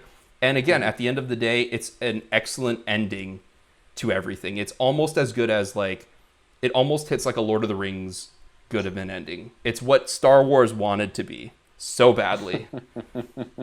So, number 7. Number 7, so this is a bit of revisionist history, but number 7 is actually Ford v Ferrari. Oh my God. Wait, hold on. Hold up, dude. You know what my number 7 is? What? Ford v Ferrari. Why is it revisionist hilarious. history for you? Because I think I gave it a low shiny and chrome originally, but did. in that time it has risen, in my opinion. Really? I think so, just because like the stuff I don't like about it, I still don't like about it. But the rate, God, every scene where Christian Bale is behind the wheel of a car is so fucking good that it just it sticks out in my mind as it's like just a hair better than 1917. That's and hilarious. Just a hair worse than the movie I put ahead of it. We didn't talk about this originally with Ford v Ferrari. I think the movie has gotten better in my mind as well. I would say it's probably at a low shiny and chrome now. Like, it's definitely like a 9 of 10. We didn't talk at all about how they visually represented the brakes burning out. Like, all of the little devices they use in the movie to kind of communicate to the audience what's going on is very video gamey, but it works very well. So like in the beginning when Matt Damon is kind of getting into like that golden area, that golden zone in Le Mans, and it's getting all blurry and stuff. Like all of the visual representation. We talked a lot about how effective it was from a technical standpoint, but also from an emotional standpoint. Like really subjectively putting you in the position is just fantastic. Oh, I like the character journey that Ken Miles has over the course of the movie is also so well done and so well integrated into all of the all the fun stuff, all the fun action packed parts of it.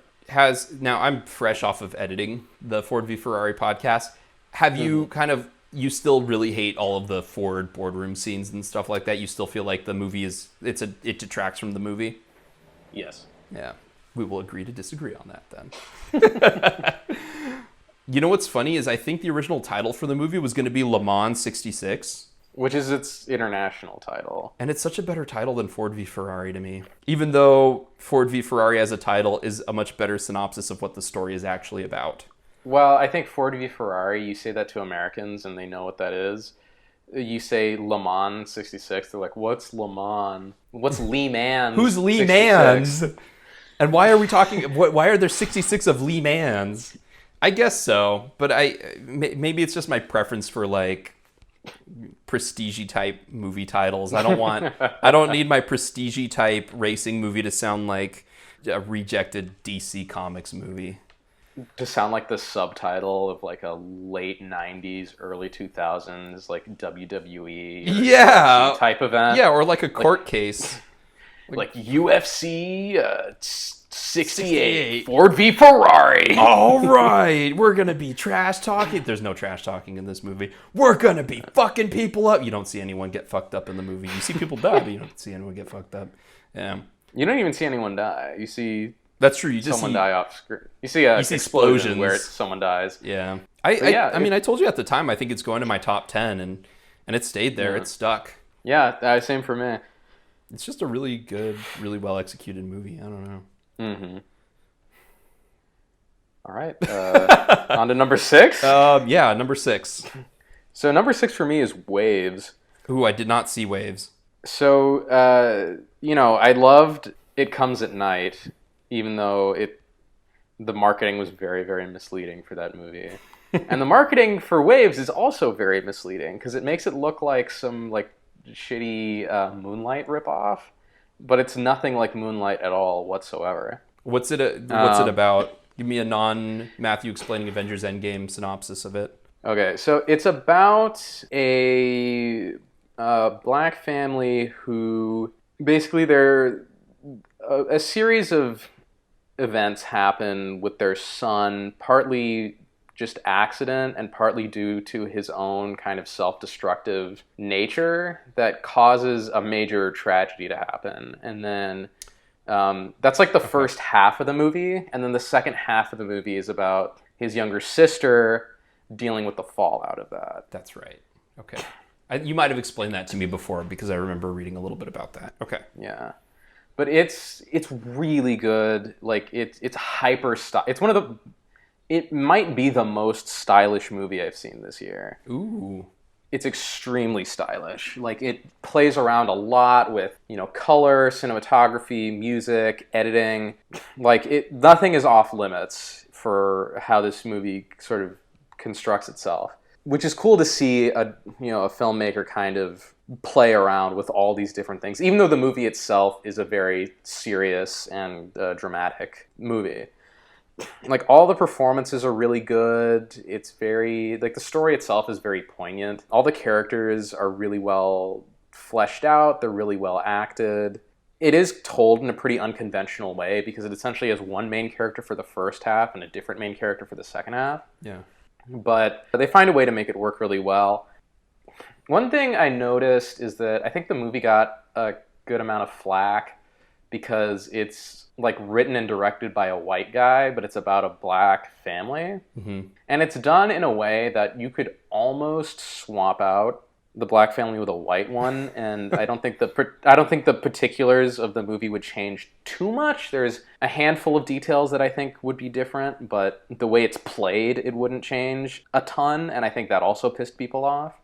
But I don't give a shit. It's a great movie. I was gonna make a Cosby Show joke there, but I refrained. Interesting. It'll have to go on my list. I remember seeing a lot of ads for it. And I wonder if I saw it, if it would make it to my list, but I did not get the chance to see it. Interesting. Yeah, I mean, it could. I don't know. It's one of those things where it's like, sort of, dramas are the one genre of movie where you never know how people are going to take them. Yeah. You know, you never know if someone's going to love it or hate it or just kind of be whatever about it. But yeah, I thought this movie was great. And again, a big selling point for me was just the filmmaking itself, because it is so fucking stylish, and it is so. I mean, I think it banks a lot on kind of similar media that's come out in recent years, especially focusing on kind of black people living in suburban places like Moonlight or even like Euphoria on HBO. But I think this doesn't. I think a lot of the stylistic, for whatever reason, I think when people seem to take on that subject matter, they give themselves license to be a lot more flamboyant stylistically. Like Moonlight, I thought was incredibly boring from a story standpoint, but Barry Jenkins himself and his technical brilliance is what made the movie interesting. Just because his style of making movies is so lively and so, again, he doesn't restrict himself to what is considered kind of the standard way to do things. Right. And Waves is the same way. In that it's the same in a very different way. It's the same in that it's another filmmaker who gives himself license to try really wild stuff in service of telling the story his way. I always like highly stylized movies until they go too far. But well, you know what I mean, like where it gets to the point where it's like, I can't think of any off the top of my head, but well, I mean, Spring Breakers, it's like, okay. All right, I don't need it, but like as long as it's in service to the story. Hey, I mean, you sold a ticket. I wanted to see it before, never got out to it. Wasn't sure if it was released in my area. I should have been better about it and gone and seen it. So I mean, I was kind of skeptical on it, so I just said, hey, what the hell? I'll give it a shot. I mainly saw it just because I really like It Comes at Night. Yeah. And I wanted to see, like, okay, well, this guy he made another movie. It looks completely out of step with It Comes at Night, which almost makes it more interesting. Right. And we can get into that a little bit later. With another movie that you have on your list. Yeah, with another movie I have on my list. But anytime, I've seen one movie from a particular director, and it's really good, and then they do something completely different, I'm almost more interested in seeing the follow-up. Right. So yeah. What's number 6 for you? Yeah, number 6 for me is a retread of what you had. This is John Wick 3. It was actually my favorite movie of the first half of the year, which wasn't very difficult. I actually thought it would be much higher. I thought about putting it in my number 1 slot just because, like, ridiculous story aside, all of the elements of it work to me really well as far as like action and adventure. I still don't think it's as good as far as like a conceptual movie as John Wick 2 was. I think John Wick 2 is still my favorite. I know a lot of people love John Wick. It's definitely my favorite. But John Wick 3 has the best individual sequences in the series by far. Because if you look at John Wick Chapter 2, you have the opening car chase that leads into the garage where he's fighting a bunch of people. And then there's a huge break for about 45 minutes, and which is the cool part where he's getting all suited up, and we all love montages like that. But then you have action where he's like going through the ruins, which I think is good but could have been better, especially because the lighting is really harsh in it, so it's kind of hard to tell what's going on in some of the sequences. Gets back to New York, and of course all the New York stuff is always good in these movies. Whereas with John Wick Chapter 3, it seemed like a reaction to what people think they like about John Wick, in that we're going to take our action scenes, we're going to make them more over the top. We're going to make this stuff even better. You love the world of John Wick, we're going to expand on it a lot more. And unfortunately it suffers from the case of like it suffers from the J.J. Abrams effect, where like the more they reveal about the world, the less interesting the world becomes. Whereas like Yes. before, when it's like, oh, the members of the High Table, as soon as you reveal a member of the High Table, all of a sudden, no, unless it's like, unless they bring Laurence Olivier back from the dead, or like have Omar It's Sharif. like Jeremy Irons. Yeah, like that would have been great if it was like someone like Jeremy Irons. But unfortunately, like the guy they chose, I like him as an actor, but like, no one knows who the fuck this guy from the High Table is. No. So it's always No, gonna the one who sits above the table. Yeah, but Keanu Reeves is still awesome in the movie. I agree with you. I agree with almost all the points you made about like this part feels, superfluous. Halle Berry's character, it feels like they put her in there just to have Halle Berry in there. But I do love that scene where they're trying to get out. I think they also had that in there because Keanu Reeves was like, look, I can only do so many action scenes. We need one where I can dial it back. And so that's why it focused so much on her. And I'm glad that as soon as that scene was over, she was gone, because the problem with that scene was it was distracting and that, John Wick wasn't the main character. But they don't spend a lot. It's paced action-wise, action scene to action scene. I think it's paced a little bit better than John Wick 2, which had that big lull, and it's paced a little bit better than the first John Wick movie, which had action scenes that were necessary for the story but weren't particularly like interesting, like when he's being tortured and Willem Dafoe saves him, or when he goes to the church that has the bank underneath and he burns that. Like I remember those because I hate those scenes. Whereas in this, like you said, there's ninjas on motorcycles.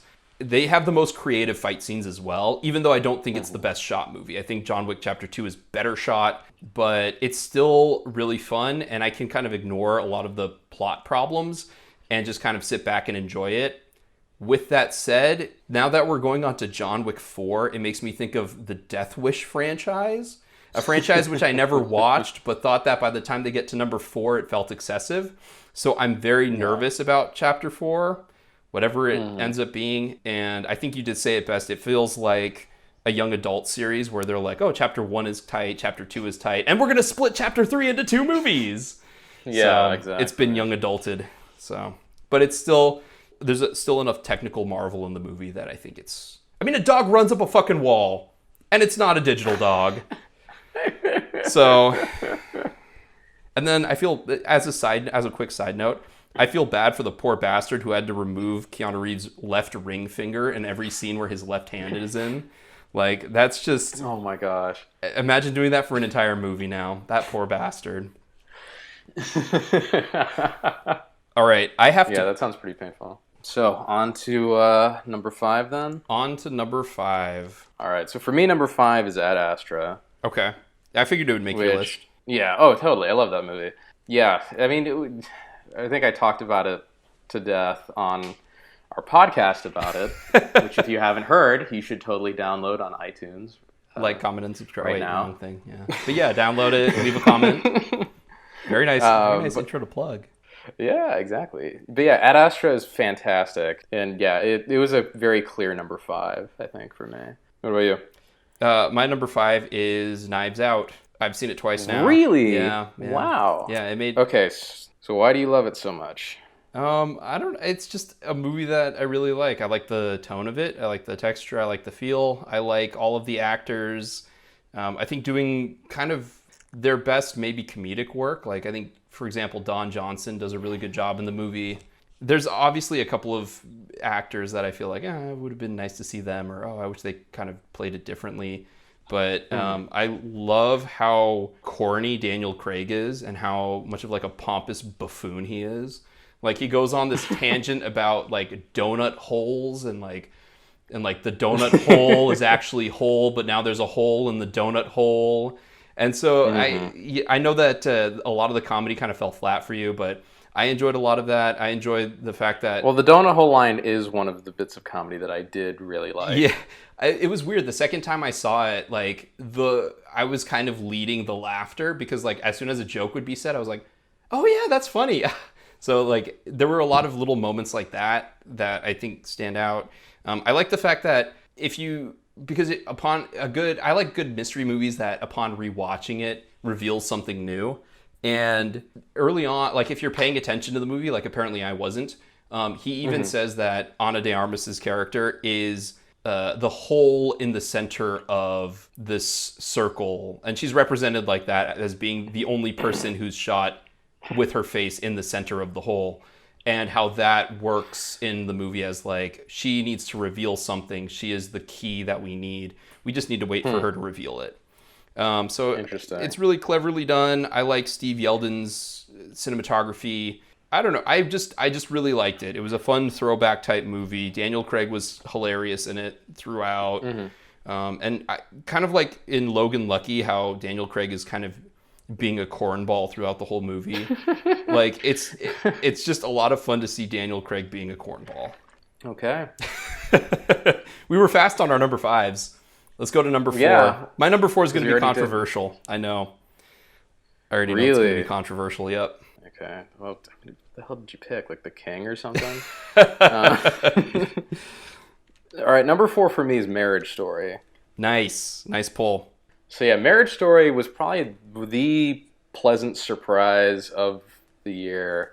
It's a movie I did not expect very much from. I thought it would be like a boring, like one of those boring grown-up movies where it's just like, oh, our marriage isn't working out because we're both shitty for various reasons.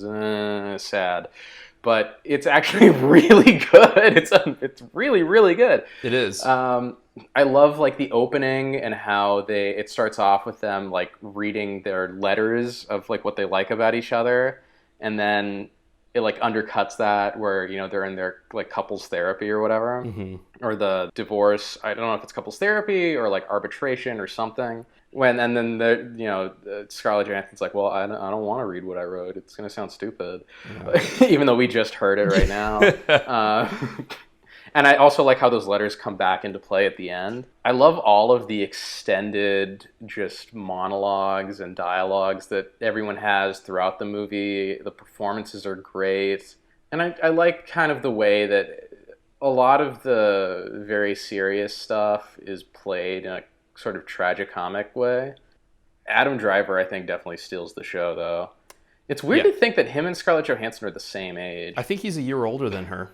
He's older practically than her, the same age. Yeah, it is weird to think that because he's only been relevant for the past maybe 5-6 years, and she's been on the radar for 15, 16. Forever.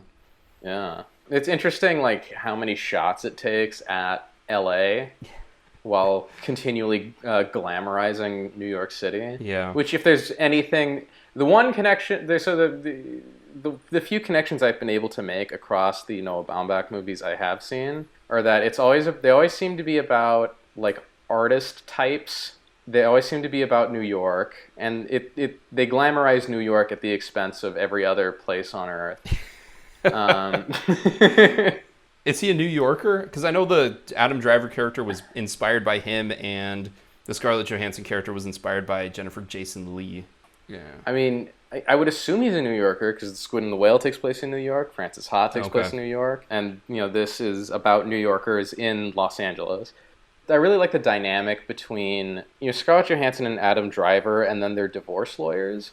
Yeah. Where, like, you have Laura Dern, who plays just, like, a full metal bitch. And then Ray Liotta, who plays her male equivalent. He is also a full metal bitch. And then in between there's like Alan Alda, who seems just completely hapless. Like he's just kind of at the stage where he's ready to roll over and die. Yeah. I think we should take the deal, but the deal is terrible for me. I think we should take the deal anyway. But you said we could go here. I like that because it's the contrast of like Ray Liotta is like, this is what you need to hear, and this is what we need to do. And then Alan Alda's like, oh, well, I'm more in your price range, and, I think we can do that. We might be able to get away with this. And, we might be able to help you out with that. When really it's just like, nope, you should have gone with Ray. I love Ray Liotta in this movie. I was like, that's one of the reasons I wanted to watch it was because I found out that Ray Liotta was the cutthroat, divorce lawyer. I was like, fuck yeah. Well, Ray Liotta and Laura Dern both, again, they do a great job as their various side characters. Oh, yeah. And their dynamic is hilarious. Yes. Well, and Laura Dern is really good in this. Like it. Yeah. Like in. Well, because Yeah. Go ahead. well, it's funny because Laura Dern is so like evil, but she has like this like like, She's I evil just, coated in this- honey. Coated in honey, yeah. And then Ray Liotta is like kind of he's just like this angry bulldog. He's just like, fuck you, I hate you. You're I'll destroy you. God damn it! I haven't had my cigarettes in 5 years. I'm gonna kill everyone in here in the courtroom right now with my litigation. Like, yeah. I haven't smoked a cigarette in 5 years because this fucking Chantix. I'm ready to kill someone. Dude, I fucking love Ray Liotta. Like, yeah, man. Fuck yeah, Ray Liotta, dude. It's sad that that's my take. Well, it didn't make my top 10, but it could easily. Really? Yeah, it could have easily been. It could have easily. This is why it was tough for me, because it could have easily been exchanged with Once Upon a Time in Hollywood and The Irishman. I could have put any of those. I could have switched Marriage Story out for any of those. The only reason I don't. So Marriage Story has the scene that I probably watch and rewatch over and over, which is when Adam Driver starts singing "Being Alive." It's, oh my god! I just, for whatever reason, I just love that scene because it's like the culmination of like he's had a really hard divorce, but he still loves his wife, but he also can't stand his wife, and the song kind of exemplifies all of the exhaustion that he's gone through.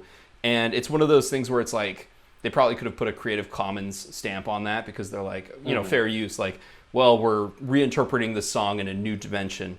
And he sings it really well, too. Like, Adam Driver, who can do everything, can also now sing Stephen Sondheim really well. So that's my favorite moment in the movie. But overall, like, the whole movie is good because it immediately kind of hooks you, and no scene is uninteresting.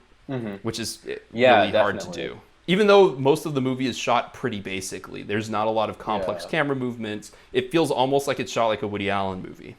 Well, that's the interesting point, is no scene is uninteresting in a genre that is inherently the least interesting. Yes. Which is like family drama. Yep.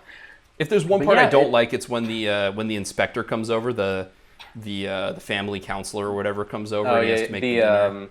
The child like welfare inspector. Yeah, just because the child welfare inspector character is just like from another planet. Like that's the only thing that kind of like, because it's a great too like cartoonish. Yeah, just like kind of sitting there with like these big bug eyes. They could have put a CG insert of a person in there, and it would have felt more realistic. That's really the only, which is bad because that's one of the most pivotal scenes in the movie. Well, again, I kind of like how some of that stuff like is played a little comedically. Like even when like the great argument between Scarlett Johansson and Adam Driver in Adam Driver's new apartment. Yeah. It has like, sort of very serious or almost tragic beats, and it has comedic beats, and it goes between them with such dexterity. It's really impressive. I've never seen a Noah Baumbach movie, but Marriage Story, I was like, maybe I should take a look at a couple of them.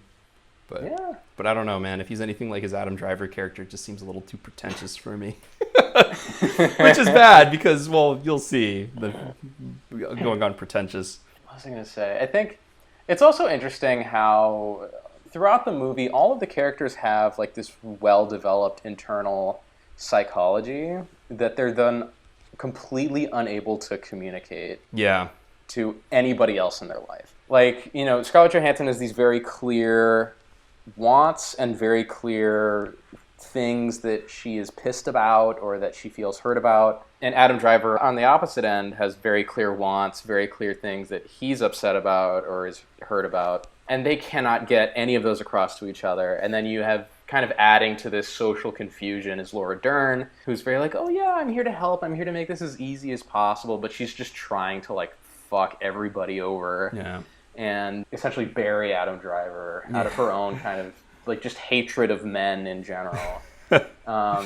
See, I didn't read it quite like that, but I can definitely see that being a read of her character. Well, but like her whole thing at the very end, like her last scene is like, we got the 60-40 split. Yeah. Or 50-50 and we could probably get 60-40. No, she said I got 60-40 and then Scarlett Johansson's like, I wanted 50-50. And she's like, well, I didn't want him bragging to his friends that he got 50-50, you know. It's just like she seems to hate men so much. She wants to go out of her way to fuck them over. Yeah. Because like it's the other thing. Like Scarlett Johansson wants their divorce to go a certain way, and then Laura Dern talks her into going to war. Right. Or helps her talk herself into going to war. And then same thing kind of happens on Adam Driver's side, where he kind of plays he just sort of takes it as it comes. He's very passive.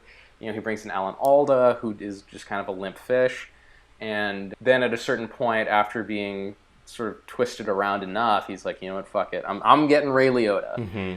All my life, I wanted to be a gangster, and now I will be. Now I'm hiring one. It does beg the question on this movie, would they have been okay if they had done just arbitration out of the gate? And well, I think the idea is that they probably would have, but the faults that led to their marriage falling apart also led to their divorce becoming way worse than it could have been. I mean, the other thing that shows up a lot in, it seems to show up in Noah Baumbach movies, is divorce, because The Squid and the Whale is about a divorce. And the main character is the eldest son of this like artist couple, and the whole movie's kind of about how the parents weaponize their kids against each other for leverage, which happens in this as well. Yeah. Because both parents try to use their son against the other, not only from a legalistic perspective but from a psychological perspective, where they're trying to alienate the other person from the kid. Mm-hmm. So that they can gain greater leverage or kind of put the other person behind a little bit. Yeah. It's a great movie. It is. It's really, really good. It is really good. Because minutes before we started, I was rearranging my list. So you're going to give me a lot of shit about this. Number 4 is The Lighthouse.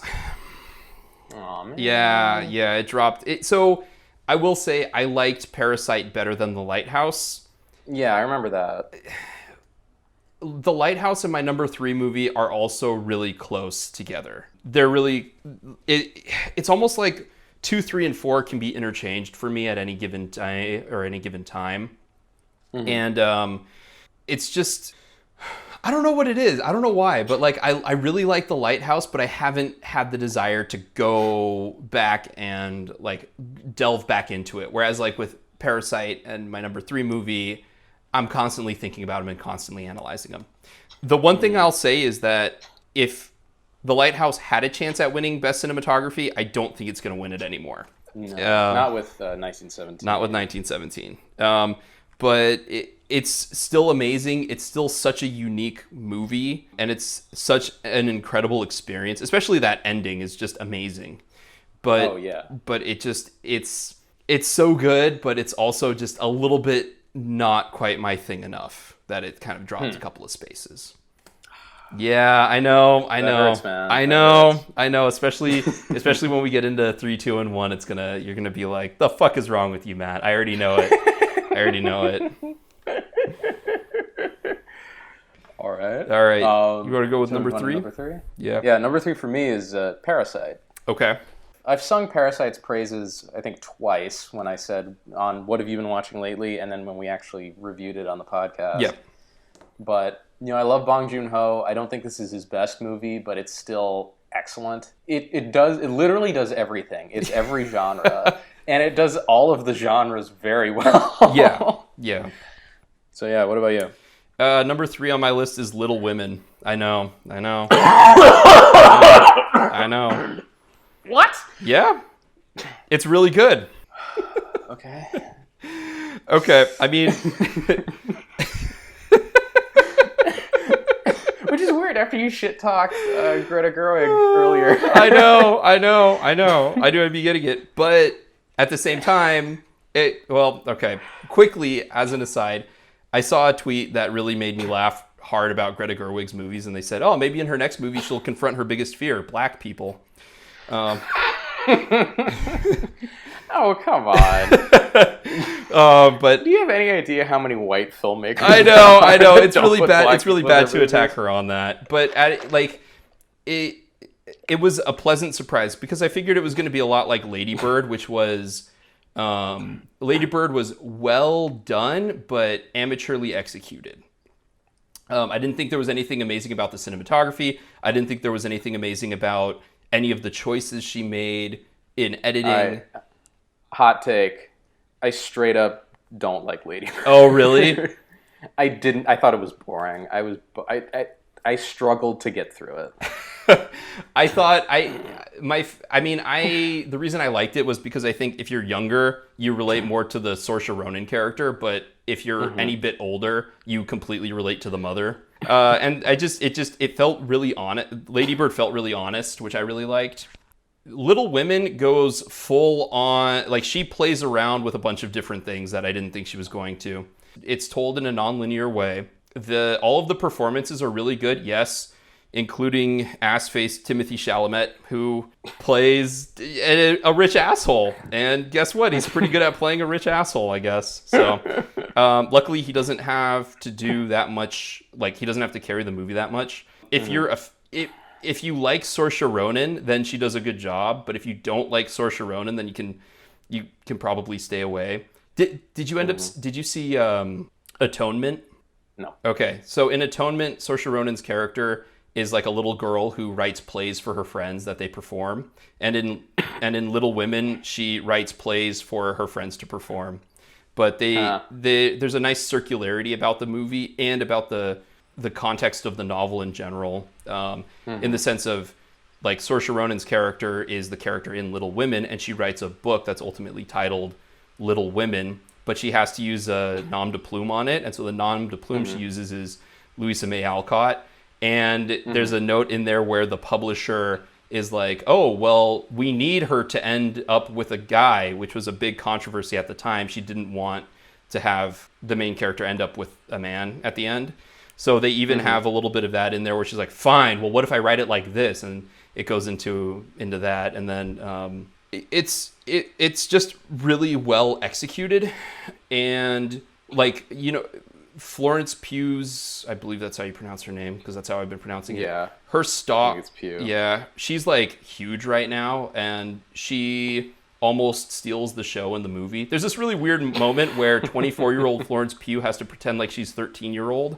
Which is kind of like she's like pretending and running out, chasing her sister like she's 13. And it's like, oh, that's a decision. And Greta Gerwig takes a lot of decisions like that. For example, because it's non-linear, all of the scenes in the past are done with a yellow tint. All the scenes in the present are done, well, not, you know, quote, present, unquote, are done with a blue tint. It's pretty standard filmmaking 101, but it's still subtle enough that, like, if you're not paying attention, then it hits you on a psychological level. They have these weird moments where letters are, like, directly addressed to the camera. Bob Odenkirk shows up for a little bit for some reason. Laura Dern is really good in it as nice. Yeah, she's between Marriage Story, where she's an absolute shark bitch, and Little Women, where she's like the caring, loving mother who's also flawed. She's like carving out a nice little comeback. I was gonna say, I'm totally on board with the Laura Dern, like, comeback Me too. tour that she seems to be doing the past couple of years. Yep. Because she just disappeared for a while, and then it was like she came back in Twin Peaks, and now she's back in this other stuff. I don't get it. I'm just happy. Unfortunately, as I said before, I'm pretty sure she's coming back. Next time we see her may be in Jurassic World 3. That's unfortunate. Yeah. But I like movies that, like, it. Little Women I genuinely liked it. I'm gonna apologize for genuinely liking it a lot, but I did. No need to apologize. I did. I thought it was very well executed. It's okay to enjoy things. I mean, I haven't seen it, so I guess I should probably check it out then. It's one of those things where it's like, you know, Lady Bird, I didn't see it when it came out, but it got so much, there was so much ranting and raving about how great it was. So I checked it out, and it was just, I was so bored. Yeah. I was so bored. I think where she came with the idea for Lady Bird was interesting, but it was not a tight movie at all. It was very, like, vignette-y, slice of life-y, and, you know, Timothée Chalamet is in there. Fucking guy. He just can't stop. Yeah, I don't know if you'll like Little Women any better, but it's got stronger source material, and the emotional moments that hit really well, and they're all very well earned. Okay. Yeah. On that tweet you mentioned about Greta Gerwig's greatest fear being black people, Yeah. I feel like she's only getting that flack because she's a woman. It might be the case, but I mean, like, I didn't tell you this joke, but when the trailer for Tenet came out, and they're like, from Christopher Nolan comes a new type of hero, and it's what's his name walks up, and I'm like, John David Washington. He walks up, and I'm like, his new kind of hero is black. Is that what the new kind of hero is? Like, a new kind of hero, a black man. I was like, yep, that sounds about right. Next time it'll be a woman. Oh my gosh. So, I understand that she's getting a lot of flack for it, but I think it is partially because she's a woman, but I also think it's partially because I don't know if she's doing this, but there's a perceived progressive agenda behind it. And they're like, oh, well, that's good. I'm glad that you've brought in, female audiences and stuff like that. But especially with Lady Bird was like, I mean, I've been to Sacramento. There are black people in Sacramento. In Little Women, it makes more sense. But, yeah. Well, it's just, I think that, like, she's a woman making movies about women. Yeah. Which people, I think, automatically assume is like, oh, she's progressive, but there's no black people. So she's not progressive enough, so let's attack her. Yeah. Whereas, like, no one's complaining about the lack of, minority representation in The Irishman. Right. Yeah. But I've had a problem. So I've had a problem with that in Scorsese's movies, especially with his use of the N-word and the lack of representation of black men. Like, that's very much something. Yeah. I think you are. But it's right. not something that's in the larger cultural conversation. Like, no one. Like, a lot, like, and even people have kind of just given Tarantino a pass for stuff that he got in a lot of trouble for 10, 15 years ago. Yeah. Are you talking about the Uma Thurman thing? Or are you talking about him walking around in Pulp Fiction being like, does it say end storage on my place? Yeah, well, that, but also just, like, anytime a white actor is in one of his movies, it's like a golden ticket to just drop as many N-bombs as they want scot-free. And, he got in trouble for that a while back, and Samuel L. Jackson's like, y'all need to lay off him. Yeah. And then they just stopped. No one cares anymore. So, yeah, I don't know if Greta Gerwig completely deserves the amount of shit that she's getting, if she is getting that much shit about this. I don't think she's getting a lot of shit about it, but it's also, like, I mean, how many movies do you have to go in when you're not at least having a named character before it's like, yeah, this is bad. Like, I haven't seen any of any of Noah Baumbach's other works, but I could accuse him of the same thing in Marriage Story. You know what I mean?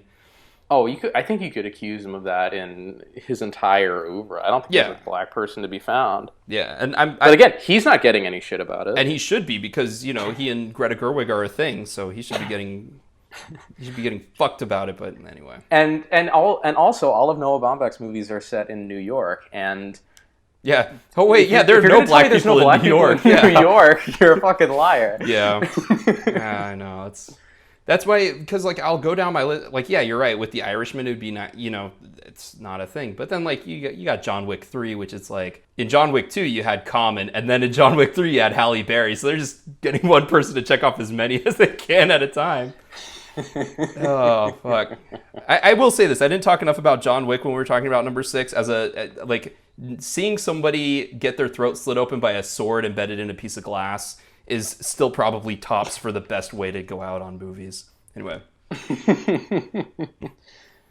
Should we move to number 2? Sure. So number 2 is a movie that I seem to be the only person who likes. It's Under the Silver Lake. Yep. I figured this was going to be either number 2 or number 1. Yep. Under the Silver Lake is number 2. It's a shame. It's a fucking shame, man. I found out that there is a Blu-ray release now. Oh, good. So that's good. That's a good sign. I'm hoping history will be more kind to dig it up somehow. Be more kind to it. Yeah, because it's so good. Holy shit, it is so good. Everything about it's good, and I don't understand why people hate it. I mean, I understand in theory why people hate it, but on a gut level, I don't. It's so weird. That's why. It's great. It's great weird. Like, there's bad weird, but this is good weird. It is, for the most part, it is good weird. But it's also, I wonder if it's also because it's super niche LA, because it really is like, I don't know, I want to say super hipstery in some ways. But Sort of. But go into Well, why. what's interesting is Yeah, go ahead. Well, so what's interesting is, I mentioned with Waves, Trey Edward Scholes writes and directs It Comes at Night, and then does something completely different. David Robert Mitchell does It Follows, which is one of the best movies ever, and then does Under the Silver Lake, which is completely different.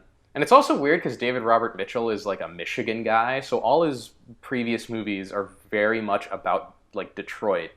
Like It Follows could be interpreted as a story about Detroit more than anything else. And then he makes a movie that's super like LA-ish. Yeah. But okay, what do I like about it? It looks amazing. The story's really interesting. Andrew Garfield does a great job. All of the little like kind of cartoon characters that he meets across the movie are fun and funny and interesting and sometimes menacing. It bends genres really well. Like it's got, it's obviously mostly a mystery movie, but it brings in a lot of great horror and comedy elements. Like I'm a big conspiracy fan. I'm not a big conspiracy believer, but I enjoy conspiracies. You like delving into the discourse of it? Maybe yeah, not. because they're fun. Yeah. Like even if most of them are bullshit, they're still fun. So I like that a movie is not just a mystery movie, but it's like this completely whacked out conspiracy movie as well. And I like kind of the way that it weaves, all this pop culture shit into its conspiracy storyline. I like everything about it, man. The scene where he meets the songwriter. Yes. The guy who's written every popular song Oh ever. my God, like, so that scene awesome. Is so good. So awesome. So freaking good. And then he beats him to death with Kurt Cobain's guitar. It's filled with a bunch of things like that. Like what is it? Like the Raven Killer or whatever? The Dog Killer. The Dog Killer, which is kind of what gets the whole thing going, but I don't remember. Is there a resolution to the Dog Killer? No, it just gets dropped. Yeah, it's just yeah. Andrew Garfield is great. The whole supporting cast and how wacky the movie ends up getting is fantastic. I do really appreciate that and how it's able to kind of hold on to that for so long, but it's so strange that it's almost disconnected, I think. And I feel like a lot of people felt that way. I'm still surprised that A24 sacked it as it did, because it's no stranger than The Lighthouse ends up being. Yeah. And it's not, okay, so it's clearly not on your list. So, because I think I know what number one is. But I think it's better than Midsummer. Maybe not the cinematography, because Midsummer is so out there on the cinematography. But like, I would rather watch Under the Silver Lake again than Midsummer. Oh yeah, totally. So like, I feel like it's a better and more like, it's a more accessible movie than that. So I'm with you. I'm kind of surprised, but also it's really weird. And I hate to say it, but maybe Andrew Garfield, they used him to try and sell the movie, and his stock is just not there anymore. I don't think he has much stock right now. Yeah, but no. it's just, I love movies like this that are very ambitious. They're very technically well done. And this movie is so dense. Like, it's just dense with stuff, with references, with meaning, with nudity. A little bit, yeah, some of that as well. So much Andrew Garfield ass. So much Andrew Garfield ass. But it's so dense with information. Yes. That I can understand how that might be a bit of an issue. Because, like, if you stop paying attention for 2 seconds, you're going to miss a whole bunch of stuff. Yeah. But, yeah, it's fantastic. And I think some of the points that it makes regarding, like, what the point of the larger narrative is, I think people sometimes get hung up on it. Like, I can understand why some people, like, I think Austin mentioned, it doesn't feel like it adds up to much. Yeah. But I think it's like the solution to the mystery isn't as important as kind of everything else going on. Yeah. Where it's sort of, I think it's more about how Hollywood and kind of the world generally tends to chew up vulnerable people, especially women. So, the solution to the mystery isn't as big as is just sort of the general way that all of this is allowed to happen, And it's funny, I felt like the solution a little like maybe initially a little unsatisfying, but you break it down into the brass tacks and like, you know, I guess also part of the problem is that this guy is such a loser. that like I wonder if people had a hard time relating to him, which I did to an extent. You know, but again, Andrew Garfield steals it with charisma.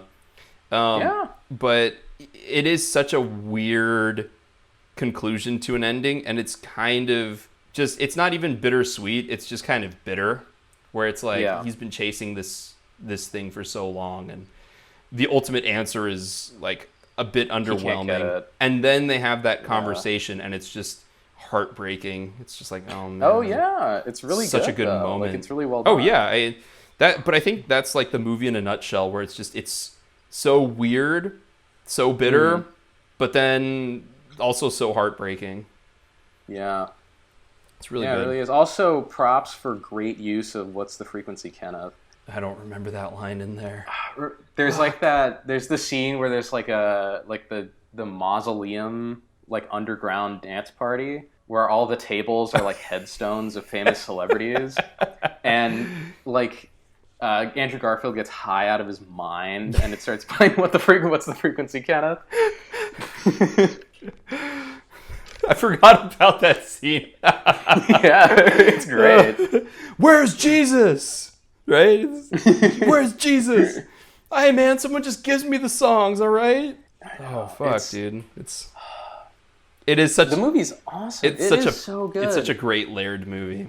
Yeah, it's just that it's one of those things where there are so many layers to it that it's such a fascinating watch. Like, I was hooked from beginning to end. I was completely enthralled by it. I wasn't quite until things really started getting going. Okay. But that was just me personally. It was hard for me to kind of get into the world. Did you see it in theaters, or did you watch it on Prime? It didn't come out in theaters. Okay, I had to see it on Prime. Yeah, that was my only, like, if I had just sat down and just kind of like, okay, time to watch it, go, and kind of go in with no expectations. I didn't have any expectations for it, actually. And neither did I. I expected it to be interesting, just because it got such mixed reviews. Actually, did since we've already name dropped him, did Austin was the one who saw it first? Is that right, or did you see it first? He saw it first. Okay. I think he said in our group chat something like Gabe should see this or something. And I'm like, oh, I guess I'll like this. But yeah, I remember he was also very like nonplussed by it. Yeah. So I think that might have gotten my spirits down for it. But I mean, I really liked it too. I think about it a lot because I know that you were a big fan of it. But it wasn't really one of my honorable mentions because I knew you were going to talk about it. So I kind of got to cheat there. Okay. But yeah, it's really good. And what's your number 2? My number 2, no surprises, is Parasite. Okay. Yeah. I don't have too much more to say about this one. It's really good, really depressing. It's weird because the moment that I knew that I really liked the movie was when they went back to their apartment after they had after they snuck out of the house. They went back to the apartment and it was raining and they had to, and their whole lives were coming apart.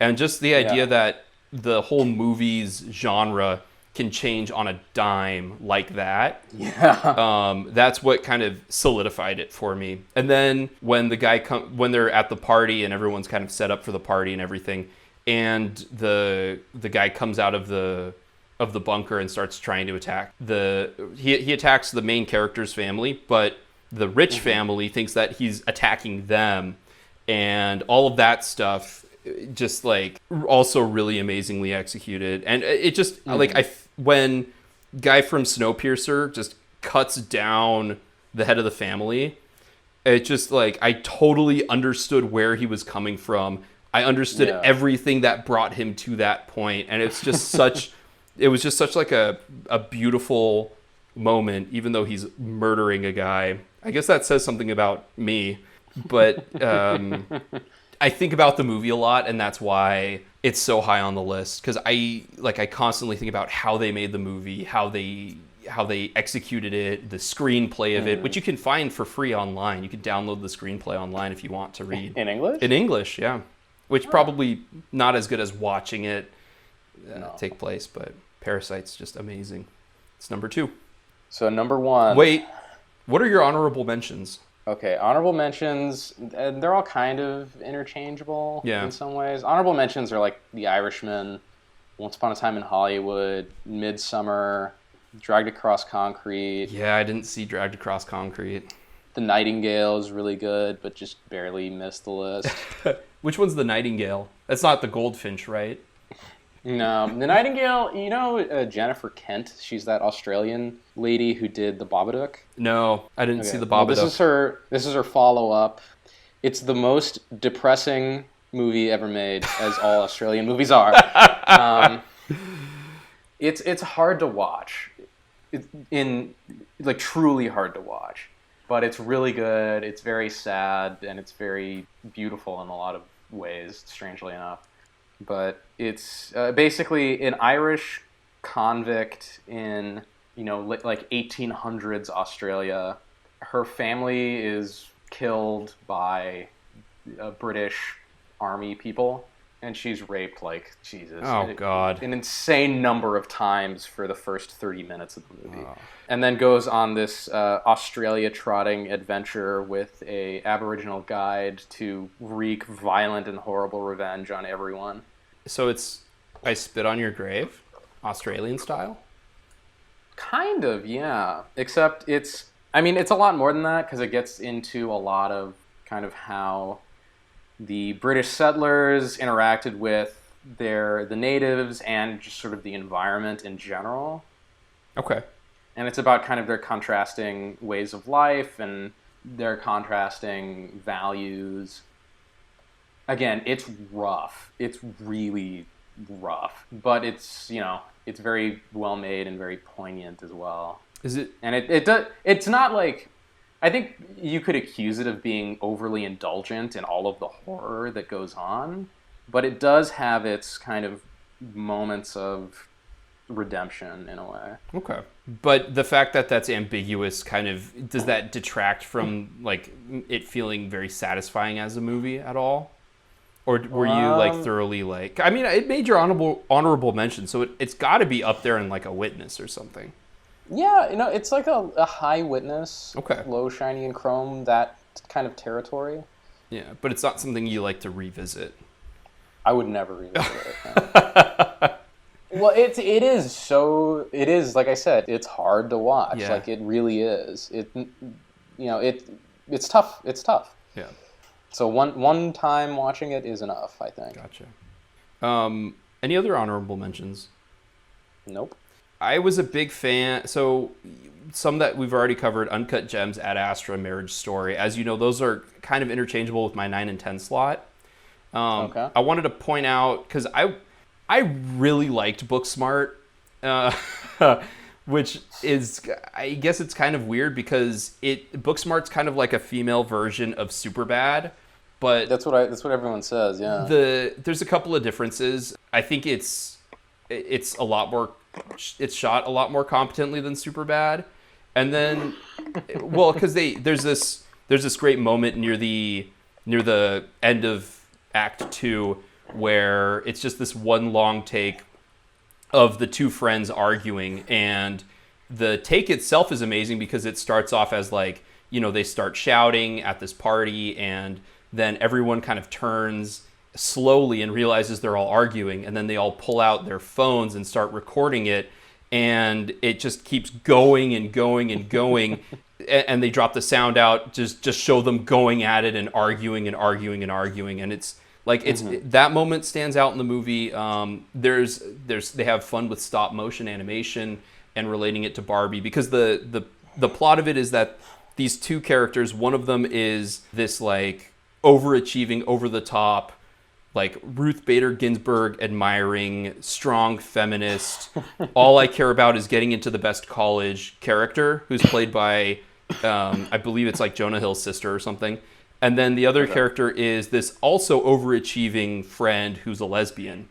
And they realize that the most popular girl in school got into the same college as the overachieving student. So they're like, we have to have one last night of partying hard. And so kind of the misadventures that happen, Okay.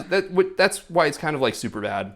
Where it's different is that Superbad it feels like it kind of gives the characters what they want, thinking that what they want is what they need. This movie is critical, and what they think they want, they find out ultimately is not the same as what they need. And so, whereas in Superbad, the characters don't really grow, in this movie, the characters do grow. There's only one thing that's really kind of sketchy that I don't like about it, where there's this 18-year-old student who hooks up with his teacher. And it just feels very 1980s. It feels very out of place in a movie today. It's like a movie as smart as Booksmart makes a really calculated error there. But it's good. It's it plays it pretty by the numbers, so there's no real surprises in it. But it's really well done. Okay. One comment on Superbad is I always thought the ending of that movie was more mixed. Like they get what they want, and then at the very end, it's almost like The Graduate, where it's like they're kind of like, wait a minute, is this actually a good idea? In what way? Because I remember like they both get dates with the girls that they wanted. Mm-hmm. And it's like the last shot of the movie is them moving away from each other with the girls that they wanted to go out with, and they both kind of look at each other with this look of uncertainty.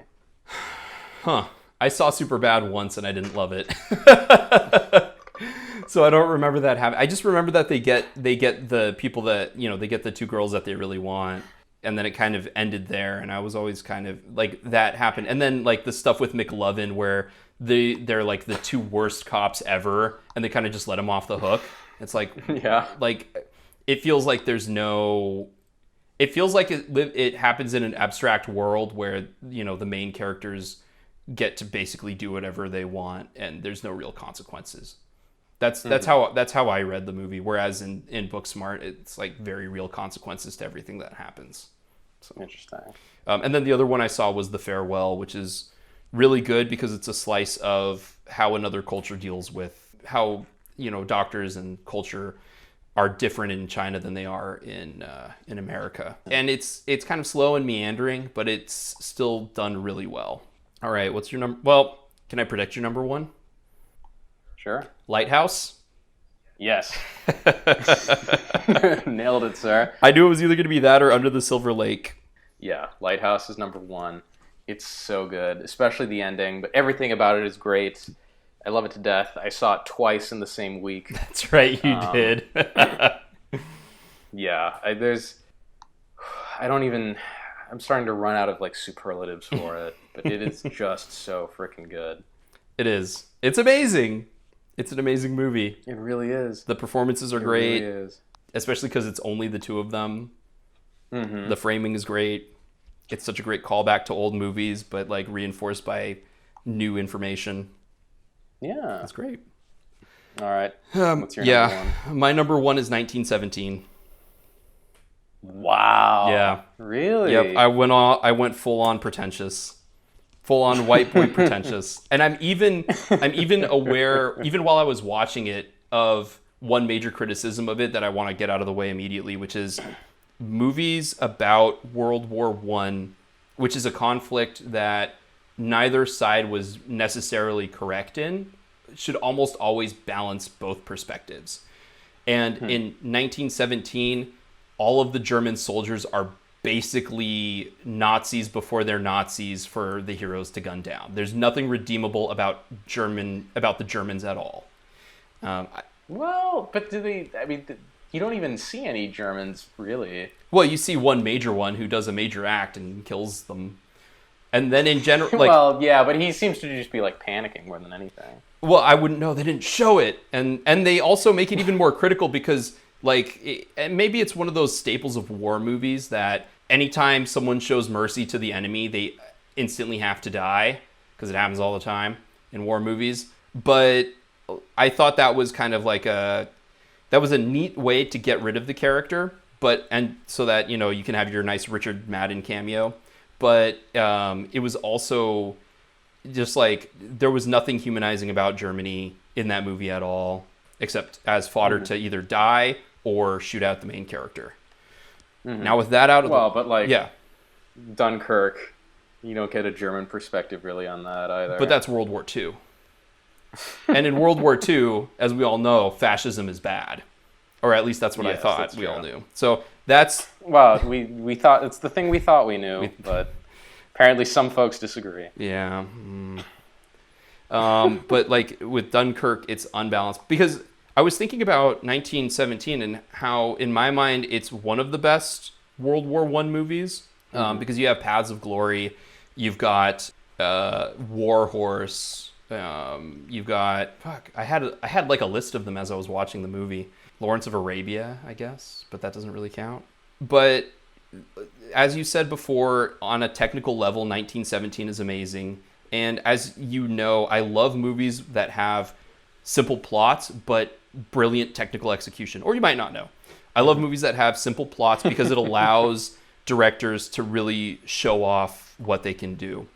And it's ever since that every frame of painting about Spielberg and Kurosawa and how they do their oneers where they're moving the pieces around as opposed to just moving the camera. You get a lot of that in 1917 because, like you said, he has to reframe the shots to be one take. So it's like if they want to show off, say, the camp, right? Yeah. Or the trench, they have to kind of arrange it all so that as the two characters are walking forward, all of a sudden, like, all the mess and the barber and the everything else just like comes into view. Right.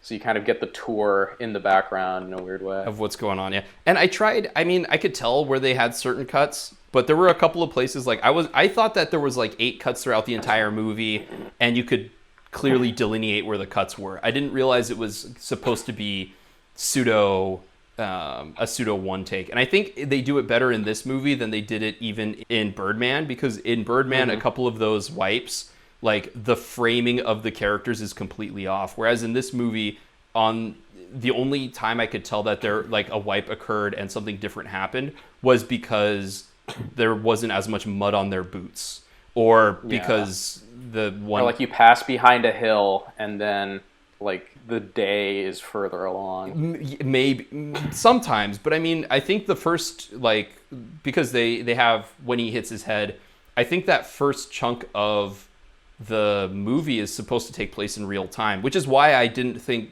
the thing was a gimmick. I thought it was a way to keep you in the moment the entire time. And then George McKay, I don't think is like the best actor ever, but he did a really good job in this movie.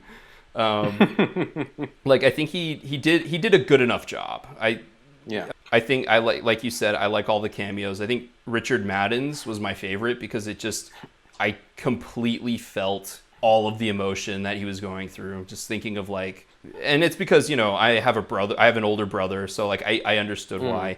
The sound design is amazing, and so is the score. I think the score is just really good. It reminded me a little bit too much of Skyfall because they had the and I was like, what the hell is this techno score doing in a fucking World War I movie? But I think Sam Mendes got a little bit of flack for a disconnect between the action scenes in Skyfall and the dramatic scenes in Skyfall. And I think this was also partially done as a way to show, no, I can do action scenes and dramatic scenes and have them lead seamlessly into one another. And the period detail, I absolutely loved. The sets had to have been like amazing.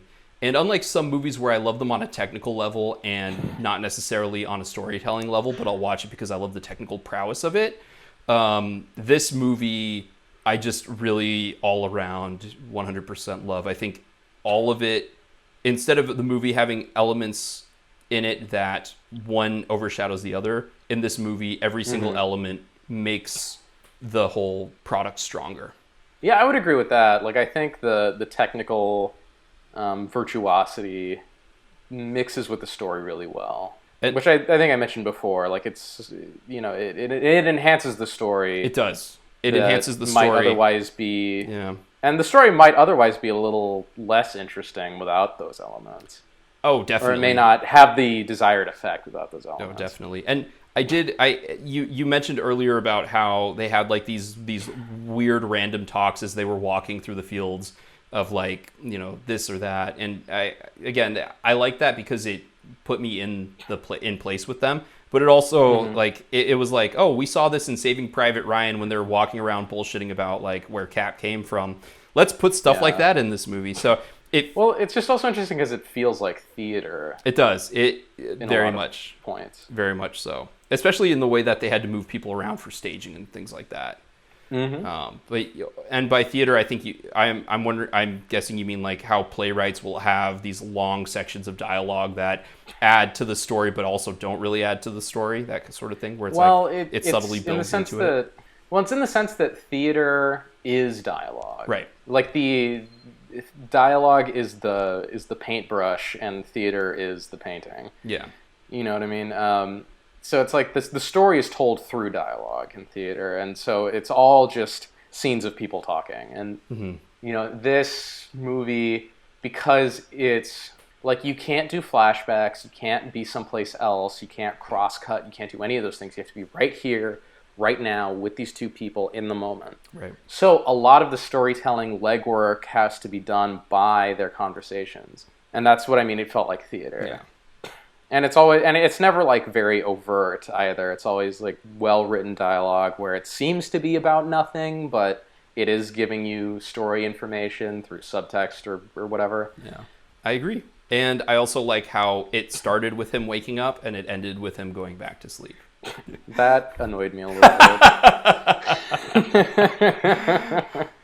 I felt so bad for that asshole. I kept calling him this poor bastard. That was his name to me. I know. It's funny because when he starts walking away from the camp at the end, you knew exactly what was going to happen. I thought it's like, oh no, please don't like sit by a tree and fall asleep. I like that as corny and or contrived as it is. I was like, hey, you know what? That asshole earned it, man. But Jesus Christ, that poor bastard. Lieutenant Schofield. Lieutenant Schofield. Yeah. So yeah, that's a pretty good list. It's funny. There's only one movie that you saw that I did not see on your top 10 list, and that's Waves. Yeah. Yeah. But you've piqued my curiosity. So I'll have to check that out. Yeah, I'll probably have to check out Little Women. I'm still like never gonna watch Avengers Endgame. What I would suggest is if your girlfriend likes Little Women the book, or if she has any interest in it, which I don't know if she does. I don't think she does.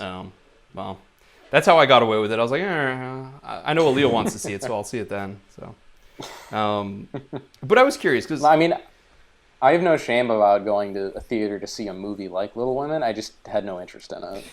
Yeah, the thing is, if it's really that good, I might have to check it out. I mean, I'm probably I'm much higher on it than you probably would be. I think it was executed really well, but I also really like a lot of the actresses in it.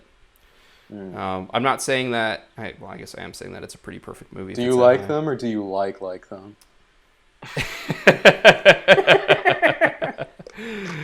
Por qué no los dos? Oh wow, okay.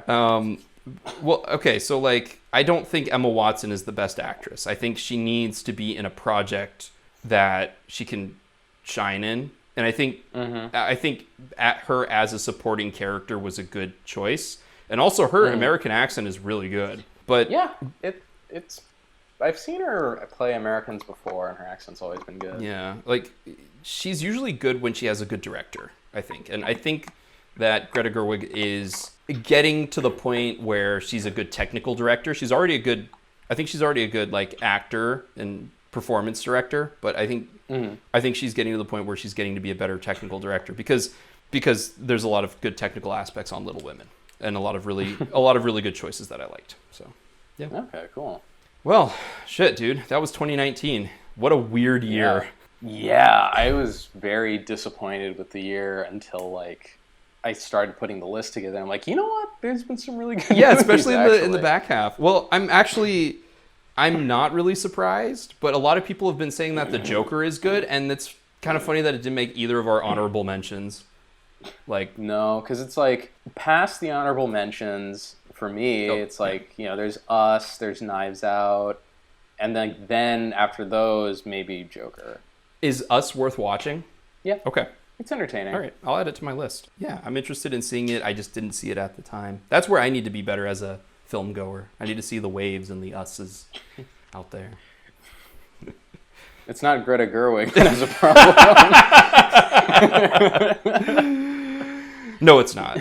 I will say this. I'm kind of sad that 1917 has dethroned Star Wars at the box office because it makes it as my number one pick feel a little less special when everyone is seeing it. Oh. Yeah.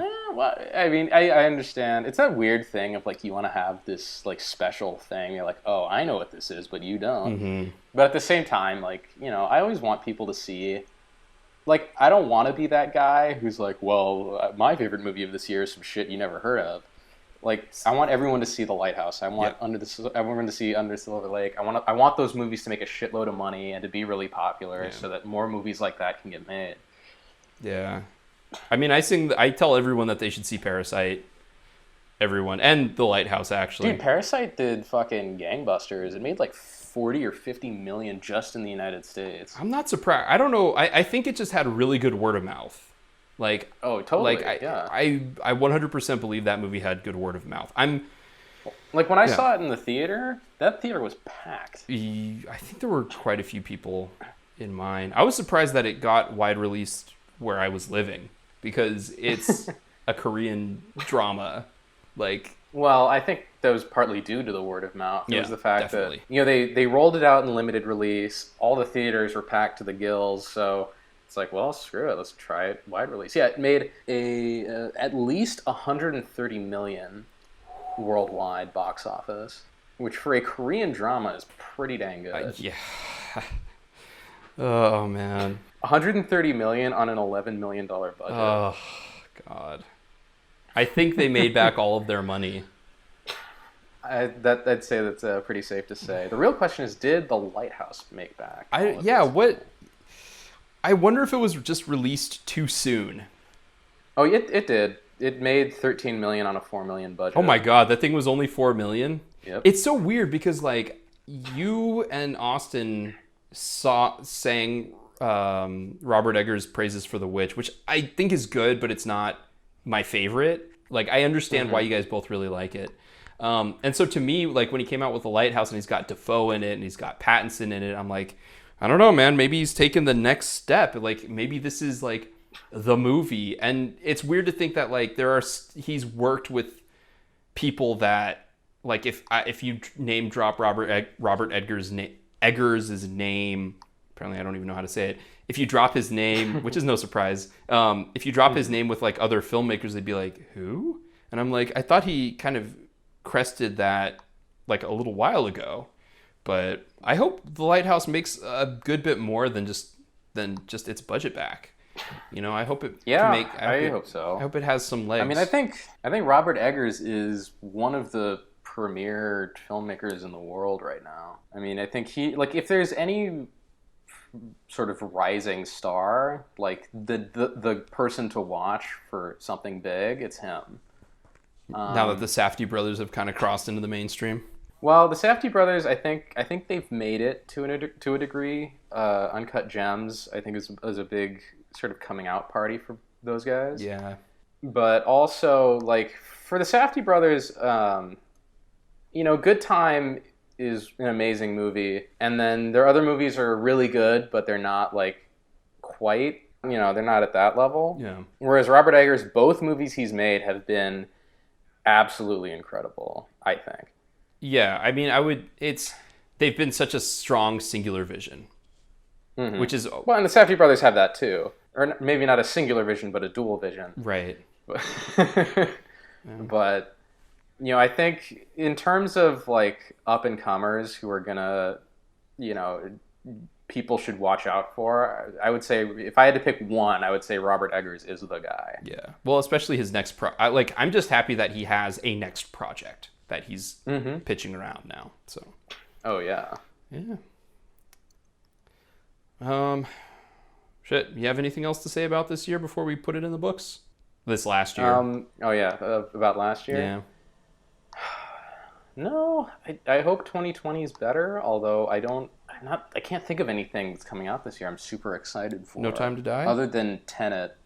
Well, I'm mildly excited about No Time to Die. Okay. We'll see how that goes because I don't know what Fukunaga is gonna look like handling a big studio project versus something where he has a lot more control. Yeah, I mean, I'm excited for Tenet because Christopher Nolan just gets blank checks to do whatever he wants. Yeah. And it's always at least interesting. And, like, I don't think he's made a single movie I don't like. I haven't seen Is it Insomnia? Insomnia? Yeah, I haven't seen Insomnia in a long time. I had a hard time getting through that one. That would be... I like it. I think it's a good one. Okay, I'd go back and watch Al Pacino. I mean, Robin Williams steals the show in that movie. Does he? It's crazy to think that, like, before... Like, Christopher Nolan is, like, cinema god level now. But there was a time when he was just kind of like he was known for Memento, and he had a chance to work with Al Pacino and Robin Williams in a movie.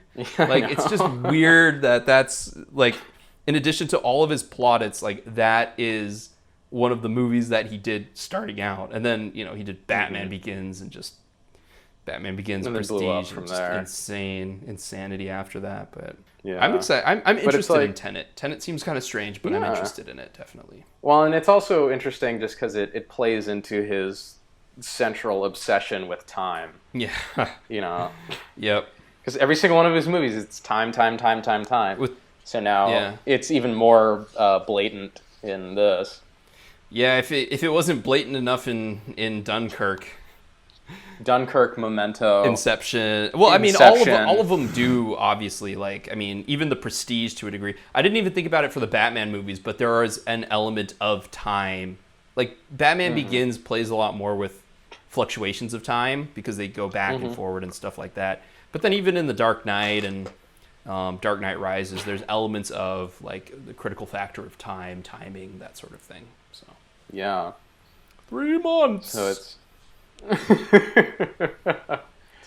so yeah, it's interesting to see him.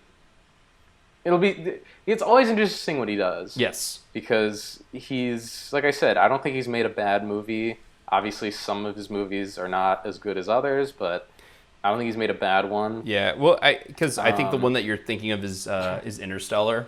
Yeah, to a degree, and Insomnia, while it is very good, it's not as memorable as a lot of the other ones. I mean, as you can tell, because not many people remember it. Even though, like I said, like, because the thing with Insomnia, the best part about it is Robin Williams and his performance. But the rest of the movie, while good, is not, you know, anything to really rant and rave about. Yeah. That's kind of how I felt about it. I was just kind of I was a little bit confused about what was going on and not fully engaged, so that's why I have to give it another go. Tenet, I am looking forward to. No Time to Die, I'm definitely looking forward to. I'm looking forward to The Gentleman, Guy Ritchie's new movie. Well, you really like Guy Ritchie, right? I like him okay. I think Matthew Vaughn kind of does Guy Ritchie better than Guy Ritchie, but like I'm always interested, and the more sort of Guy Ritchie a movie is of his, the more I like it, which is why, like, Aladdin you could tell he was doing it for the paycheck. So I'm hoping The Gentleman is back on track. It seems like it might be, and, you know, I was gonna say, if you want to talk about worst movies of 2019, I'd say Aladdin. Aladdin is tied for the bottom spot with Lion King. I didn't see Lion King. I would say it's tied with that Zac Efron Ted Bundy movie. Oh God. The problem is there were a lot of terrible movies. I probably could go into a handful of them. There were a lot of bad movies, but I didn't see a lot of them. Like, I did not see Incredibly Evil, Incredibly Cruel, Shockingly Evil and Vile. That. Extremely Wicked. That's what it was. Fuck that movie name. No wonder no one saw it. God damn. It's bad. Did you actually watch it? I watched the first 20 minutes, and they were so horrible, I just shut it off. Yeah. Yeah. That and Aladdin are tied for like worst movie of the year. I'm surprised you saw For me, Aladdin. anyway. Well, we all make mistakes. We'll see. I'm like, it's getting to the point, like, I can understand why they would make live action remakes of old Disney movies. It drives me nuts that they make live action remakes of Disney movies that are less than 50 years old. That's not saying that I want to see, a remake of Robin Hood with a fucking fox and having like Liev Schreiber play the fox there. Like, no. CGI, ultra realistic CGI fox that has no emotion. No, they just do the Cats technology, blend the faces together. Cats technology on Liev Schreiber. Yeah, that would actually. Okay, you know what? Fuck, I would actually want to see that movie. I've gone. Be careful what you wish for. But see, Disney wouldn't do something that drastically, amazingly bad. Like, they're too risk averse. Get Willie Nelson to be the cock singing the song. Robin Hood, Little John. What's his name? Alan Adale. Well, you just get Willie Nelson now because I think Alan Adale's dead, right? Well, no, Alan Adale is the character. Oh, like the singing rooster. God, that would be a hard sell. That's a hard. Because I rewatched The Great Mouse Detective. Man, there's a reason why no one was watching Disney movies in the 80s. Man, fuck. So you're telling me live action remake of Great Mouse Detective, starring Benedict Cumberbatch as the Basil of Baker Street, directed by Matthew Vaughn. Directed by Matthew. But see, Matthew Vaughn. Oh, that's another movie I am unfortunately looking forward to. The King's Man. Yeah. I tried. I gave The Kingsman a shot. I went in with an open mind, and it was so aggressively annoying. Oh, you didn't like the original Kingsman? I was kind of over it. No, I didn't. Okay. I was a big fan of that one, and less so the second one. So, but I'm hoping the third one is a return to form. Did you end up seeing? Did you see Rocket Man by any chance? It doesn't seem like it'd be your kind of movie. Definitely not. I didn't check it out just because it's. The one thing I can say is, like, looking over all the movies I've seen in the past, like, decade or so, I've gotten pretty good at avoiding a lot of the shit. I can tell from a trailer if I'm going to be okay with a movie or not. Right. So anything, I'm pretty good at, if something is a high risk that I'm going to hate it, I don't go. Yeah. Okay. Fair enough. Aladdin being an exception. Yeah, the exception that, yeah. I did like Rocket Man. I kind of wish it were a little bit better, but it was still pretty good. If you saw the trailer and the trailer didn't do it for you, then do not see the movie, because that's one where the trailer was very accurate. So, surprisingly. Okay. Surprisingly. Huh. All right, so questions. Looking forward to 2020. Yes. Are we going to get another Star Wars movie? And probably more important, are we getting a sequel to Alita: Battle Angel? Well, it's weird because Alita came out this last year, so we wouldn't be getting a sequel immediately. I heard that. Well, sequels do come out pretty quick now. They do, but a sequel to Alita wouldn't come out this quickly. I know, but it could get announced or something. That could get announced. I wouldn't be surprised. A new Star Wars movie, I believe it's coming out in 2022, because the Avatar sequel is supposed to come out in 2021, and they wanna do Avatar sequel Star Wars, Avatar sequel Star Wars. Wait, Disney owns Avatar? Yeah, man. Well, James Cameron owns it, and 20th Century Fox distributed it and co-financed it, but now Disney owns 20th Century Fox. And Disney has in order to force James Cameron's hand, Disney opened up Pandora World of Tomorrow, which I believe I already said, I believe I've said it before, is much better than the movie itself, which kind of goes in line with quite a few like theme park areas that are actually better than the movies themselves. But because it's the same with like the Cars area in California Adventure, like the actual ride is much better than any one of the Cars movies. So I think Disney forced James Cameron. I still really like the first Cars movie though. Really? Yeah. Okay. I've only seen Cars 3. I hear Cars 2 is terrible, and I thought that Cars 1 looked a lot like Doc Hollywood. Logan? Oh, Logan! What the hell? Freaking Owen Wilson car going around murdering people with his tires that have like shredded tears. It's kind of the same plot. It's about a man going to find his own. Did Logan come out 2 years? It's about a man who's Logan? Yeah, it came out 2 years. I think so. It's 2017. Yeah. Fuck. So almost 3 years Almost ago 3 now. years ago in like March.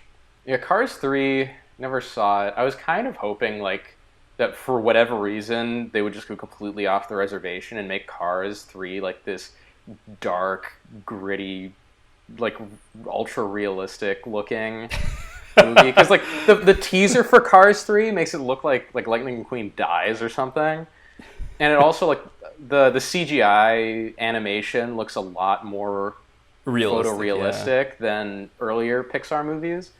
So I'm like, it's like, oh shit, are we getting like a dark, gritty Cars? You know? The answer was no. Oh, that's too bad. But I would have. Yeah. That would have been interesting. I would have gone to see that, even if it was a complete and utter failure. Yeah, it's funny. We didn't talk about Cars 3 when we were talking about racing movies. We didn't talk about Cars 2 or Cars 3. No, because Deakins completely changed. Like Deakins and a handful of people completely changed how Pixar started shooting their movies. Mm-hmm. And so it's weird to watch Cars and Cars 2, which is like before Deakins, and then Cars 3. It's the same with like Toy Story 3. It's weird to watch like Toy Story 1 and 2 and then Toy Story 3 where they have all of this like depth of focus stuff, and then Toy Story 4 where it looks like the PlayStation 4 equivalent of like Super Mario Brothers.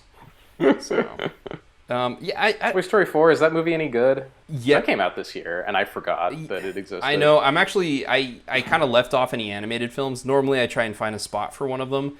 Toy Story 4 is pretty good. It never gets past that feeling of, is this movie necessary? But it deals, like, I thought Forky was going to piss me off, but my God, Forky was hilarious because he's a character in a Pixar movie whose sole purpose is to commit suicide over and over and over. Yeah, in the teaser, there's that moment where he's like, I am a spork. I'm used for soup and salad and sometimes chili, and then I get thrown away in the trash. Freedom! And he like flies out the door. So like the first like 15 minutes of the movie is like Woody trying to make sure that Forky doesn't consistently throw himself in the trash can or like throw himself in an incinerator. And then, oh my God. Yeah. Well, the whole plot is like Bonnie doesn't like Woody anymore. Like, and Woody trying to figure out what his purpose in life is. And there's like the idea of like, oh, he should stay with Bonnie because, you know, the kid, he needs to support his kid. But what happens when your kid doesn't support you anymore? And that's contrasted by Bo Peep, who's become like this badass warrior princess. And her idea is like, well, if that kid doesn't support, like it happens all the time. It happened with Andy. It's happening with Bonnie. Just be a lost toy and help me out and, you know, bring joy to other kids. And then they have like a body horror. Did you want to see Toy Story 4? No. Okay, there's a body horror section where like Christina Hendricks' character, she wants a voice box to be put in her because she has a broken one. Mm-hmm. So she's hoping that this kid that keeps coming into the office or into the antique store, that if she has an actual voice, the kid will like her because she's a perfect toy again. So Woody is like consistently like going up against like, do I like, ultimately he decides to like, yes, I will give her my voice. And it's like this Korean style body horror. Like if you've seen Sympathy for Mr. Vengeance, when he wakes up and there's just that slit there, like Bo Peep walks in and you just see like Woody's fur everywhere. There's like gaping hole in his back. And I was like, nice. So wait, there's like a female toy that talks like Tom Hanks? No, what it is they have to swap out a piece. God, I wish that would have been amazing. Because like what he was describing this, I imagine like the Christina Hendricks toy. She's got like the ripcord or whatever. They pull the ripcord and it's Tom Hanks saying, "There's a snake in my boob" or something. If only. No, there's like that would have been perfect. No, that's not the case. But it's not like if you were happy with the way Toy Story 3 ended, then you definitely can avoid it. It was still well done. And it was a lot darker and kind of goofier. But my recorder's about to run out, so I guess we should wrap this up.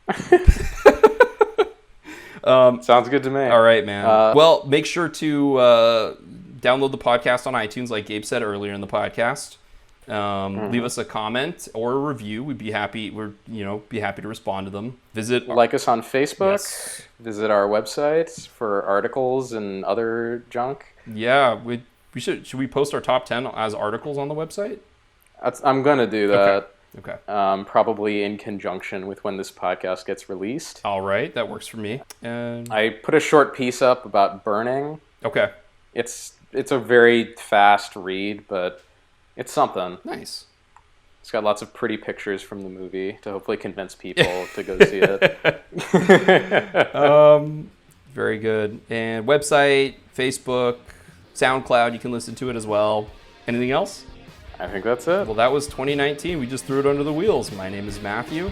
I'm Gabe. And you've just been under the wheels, which is redundant at this point.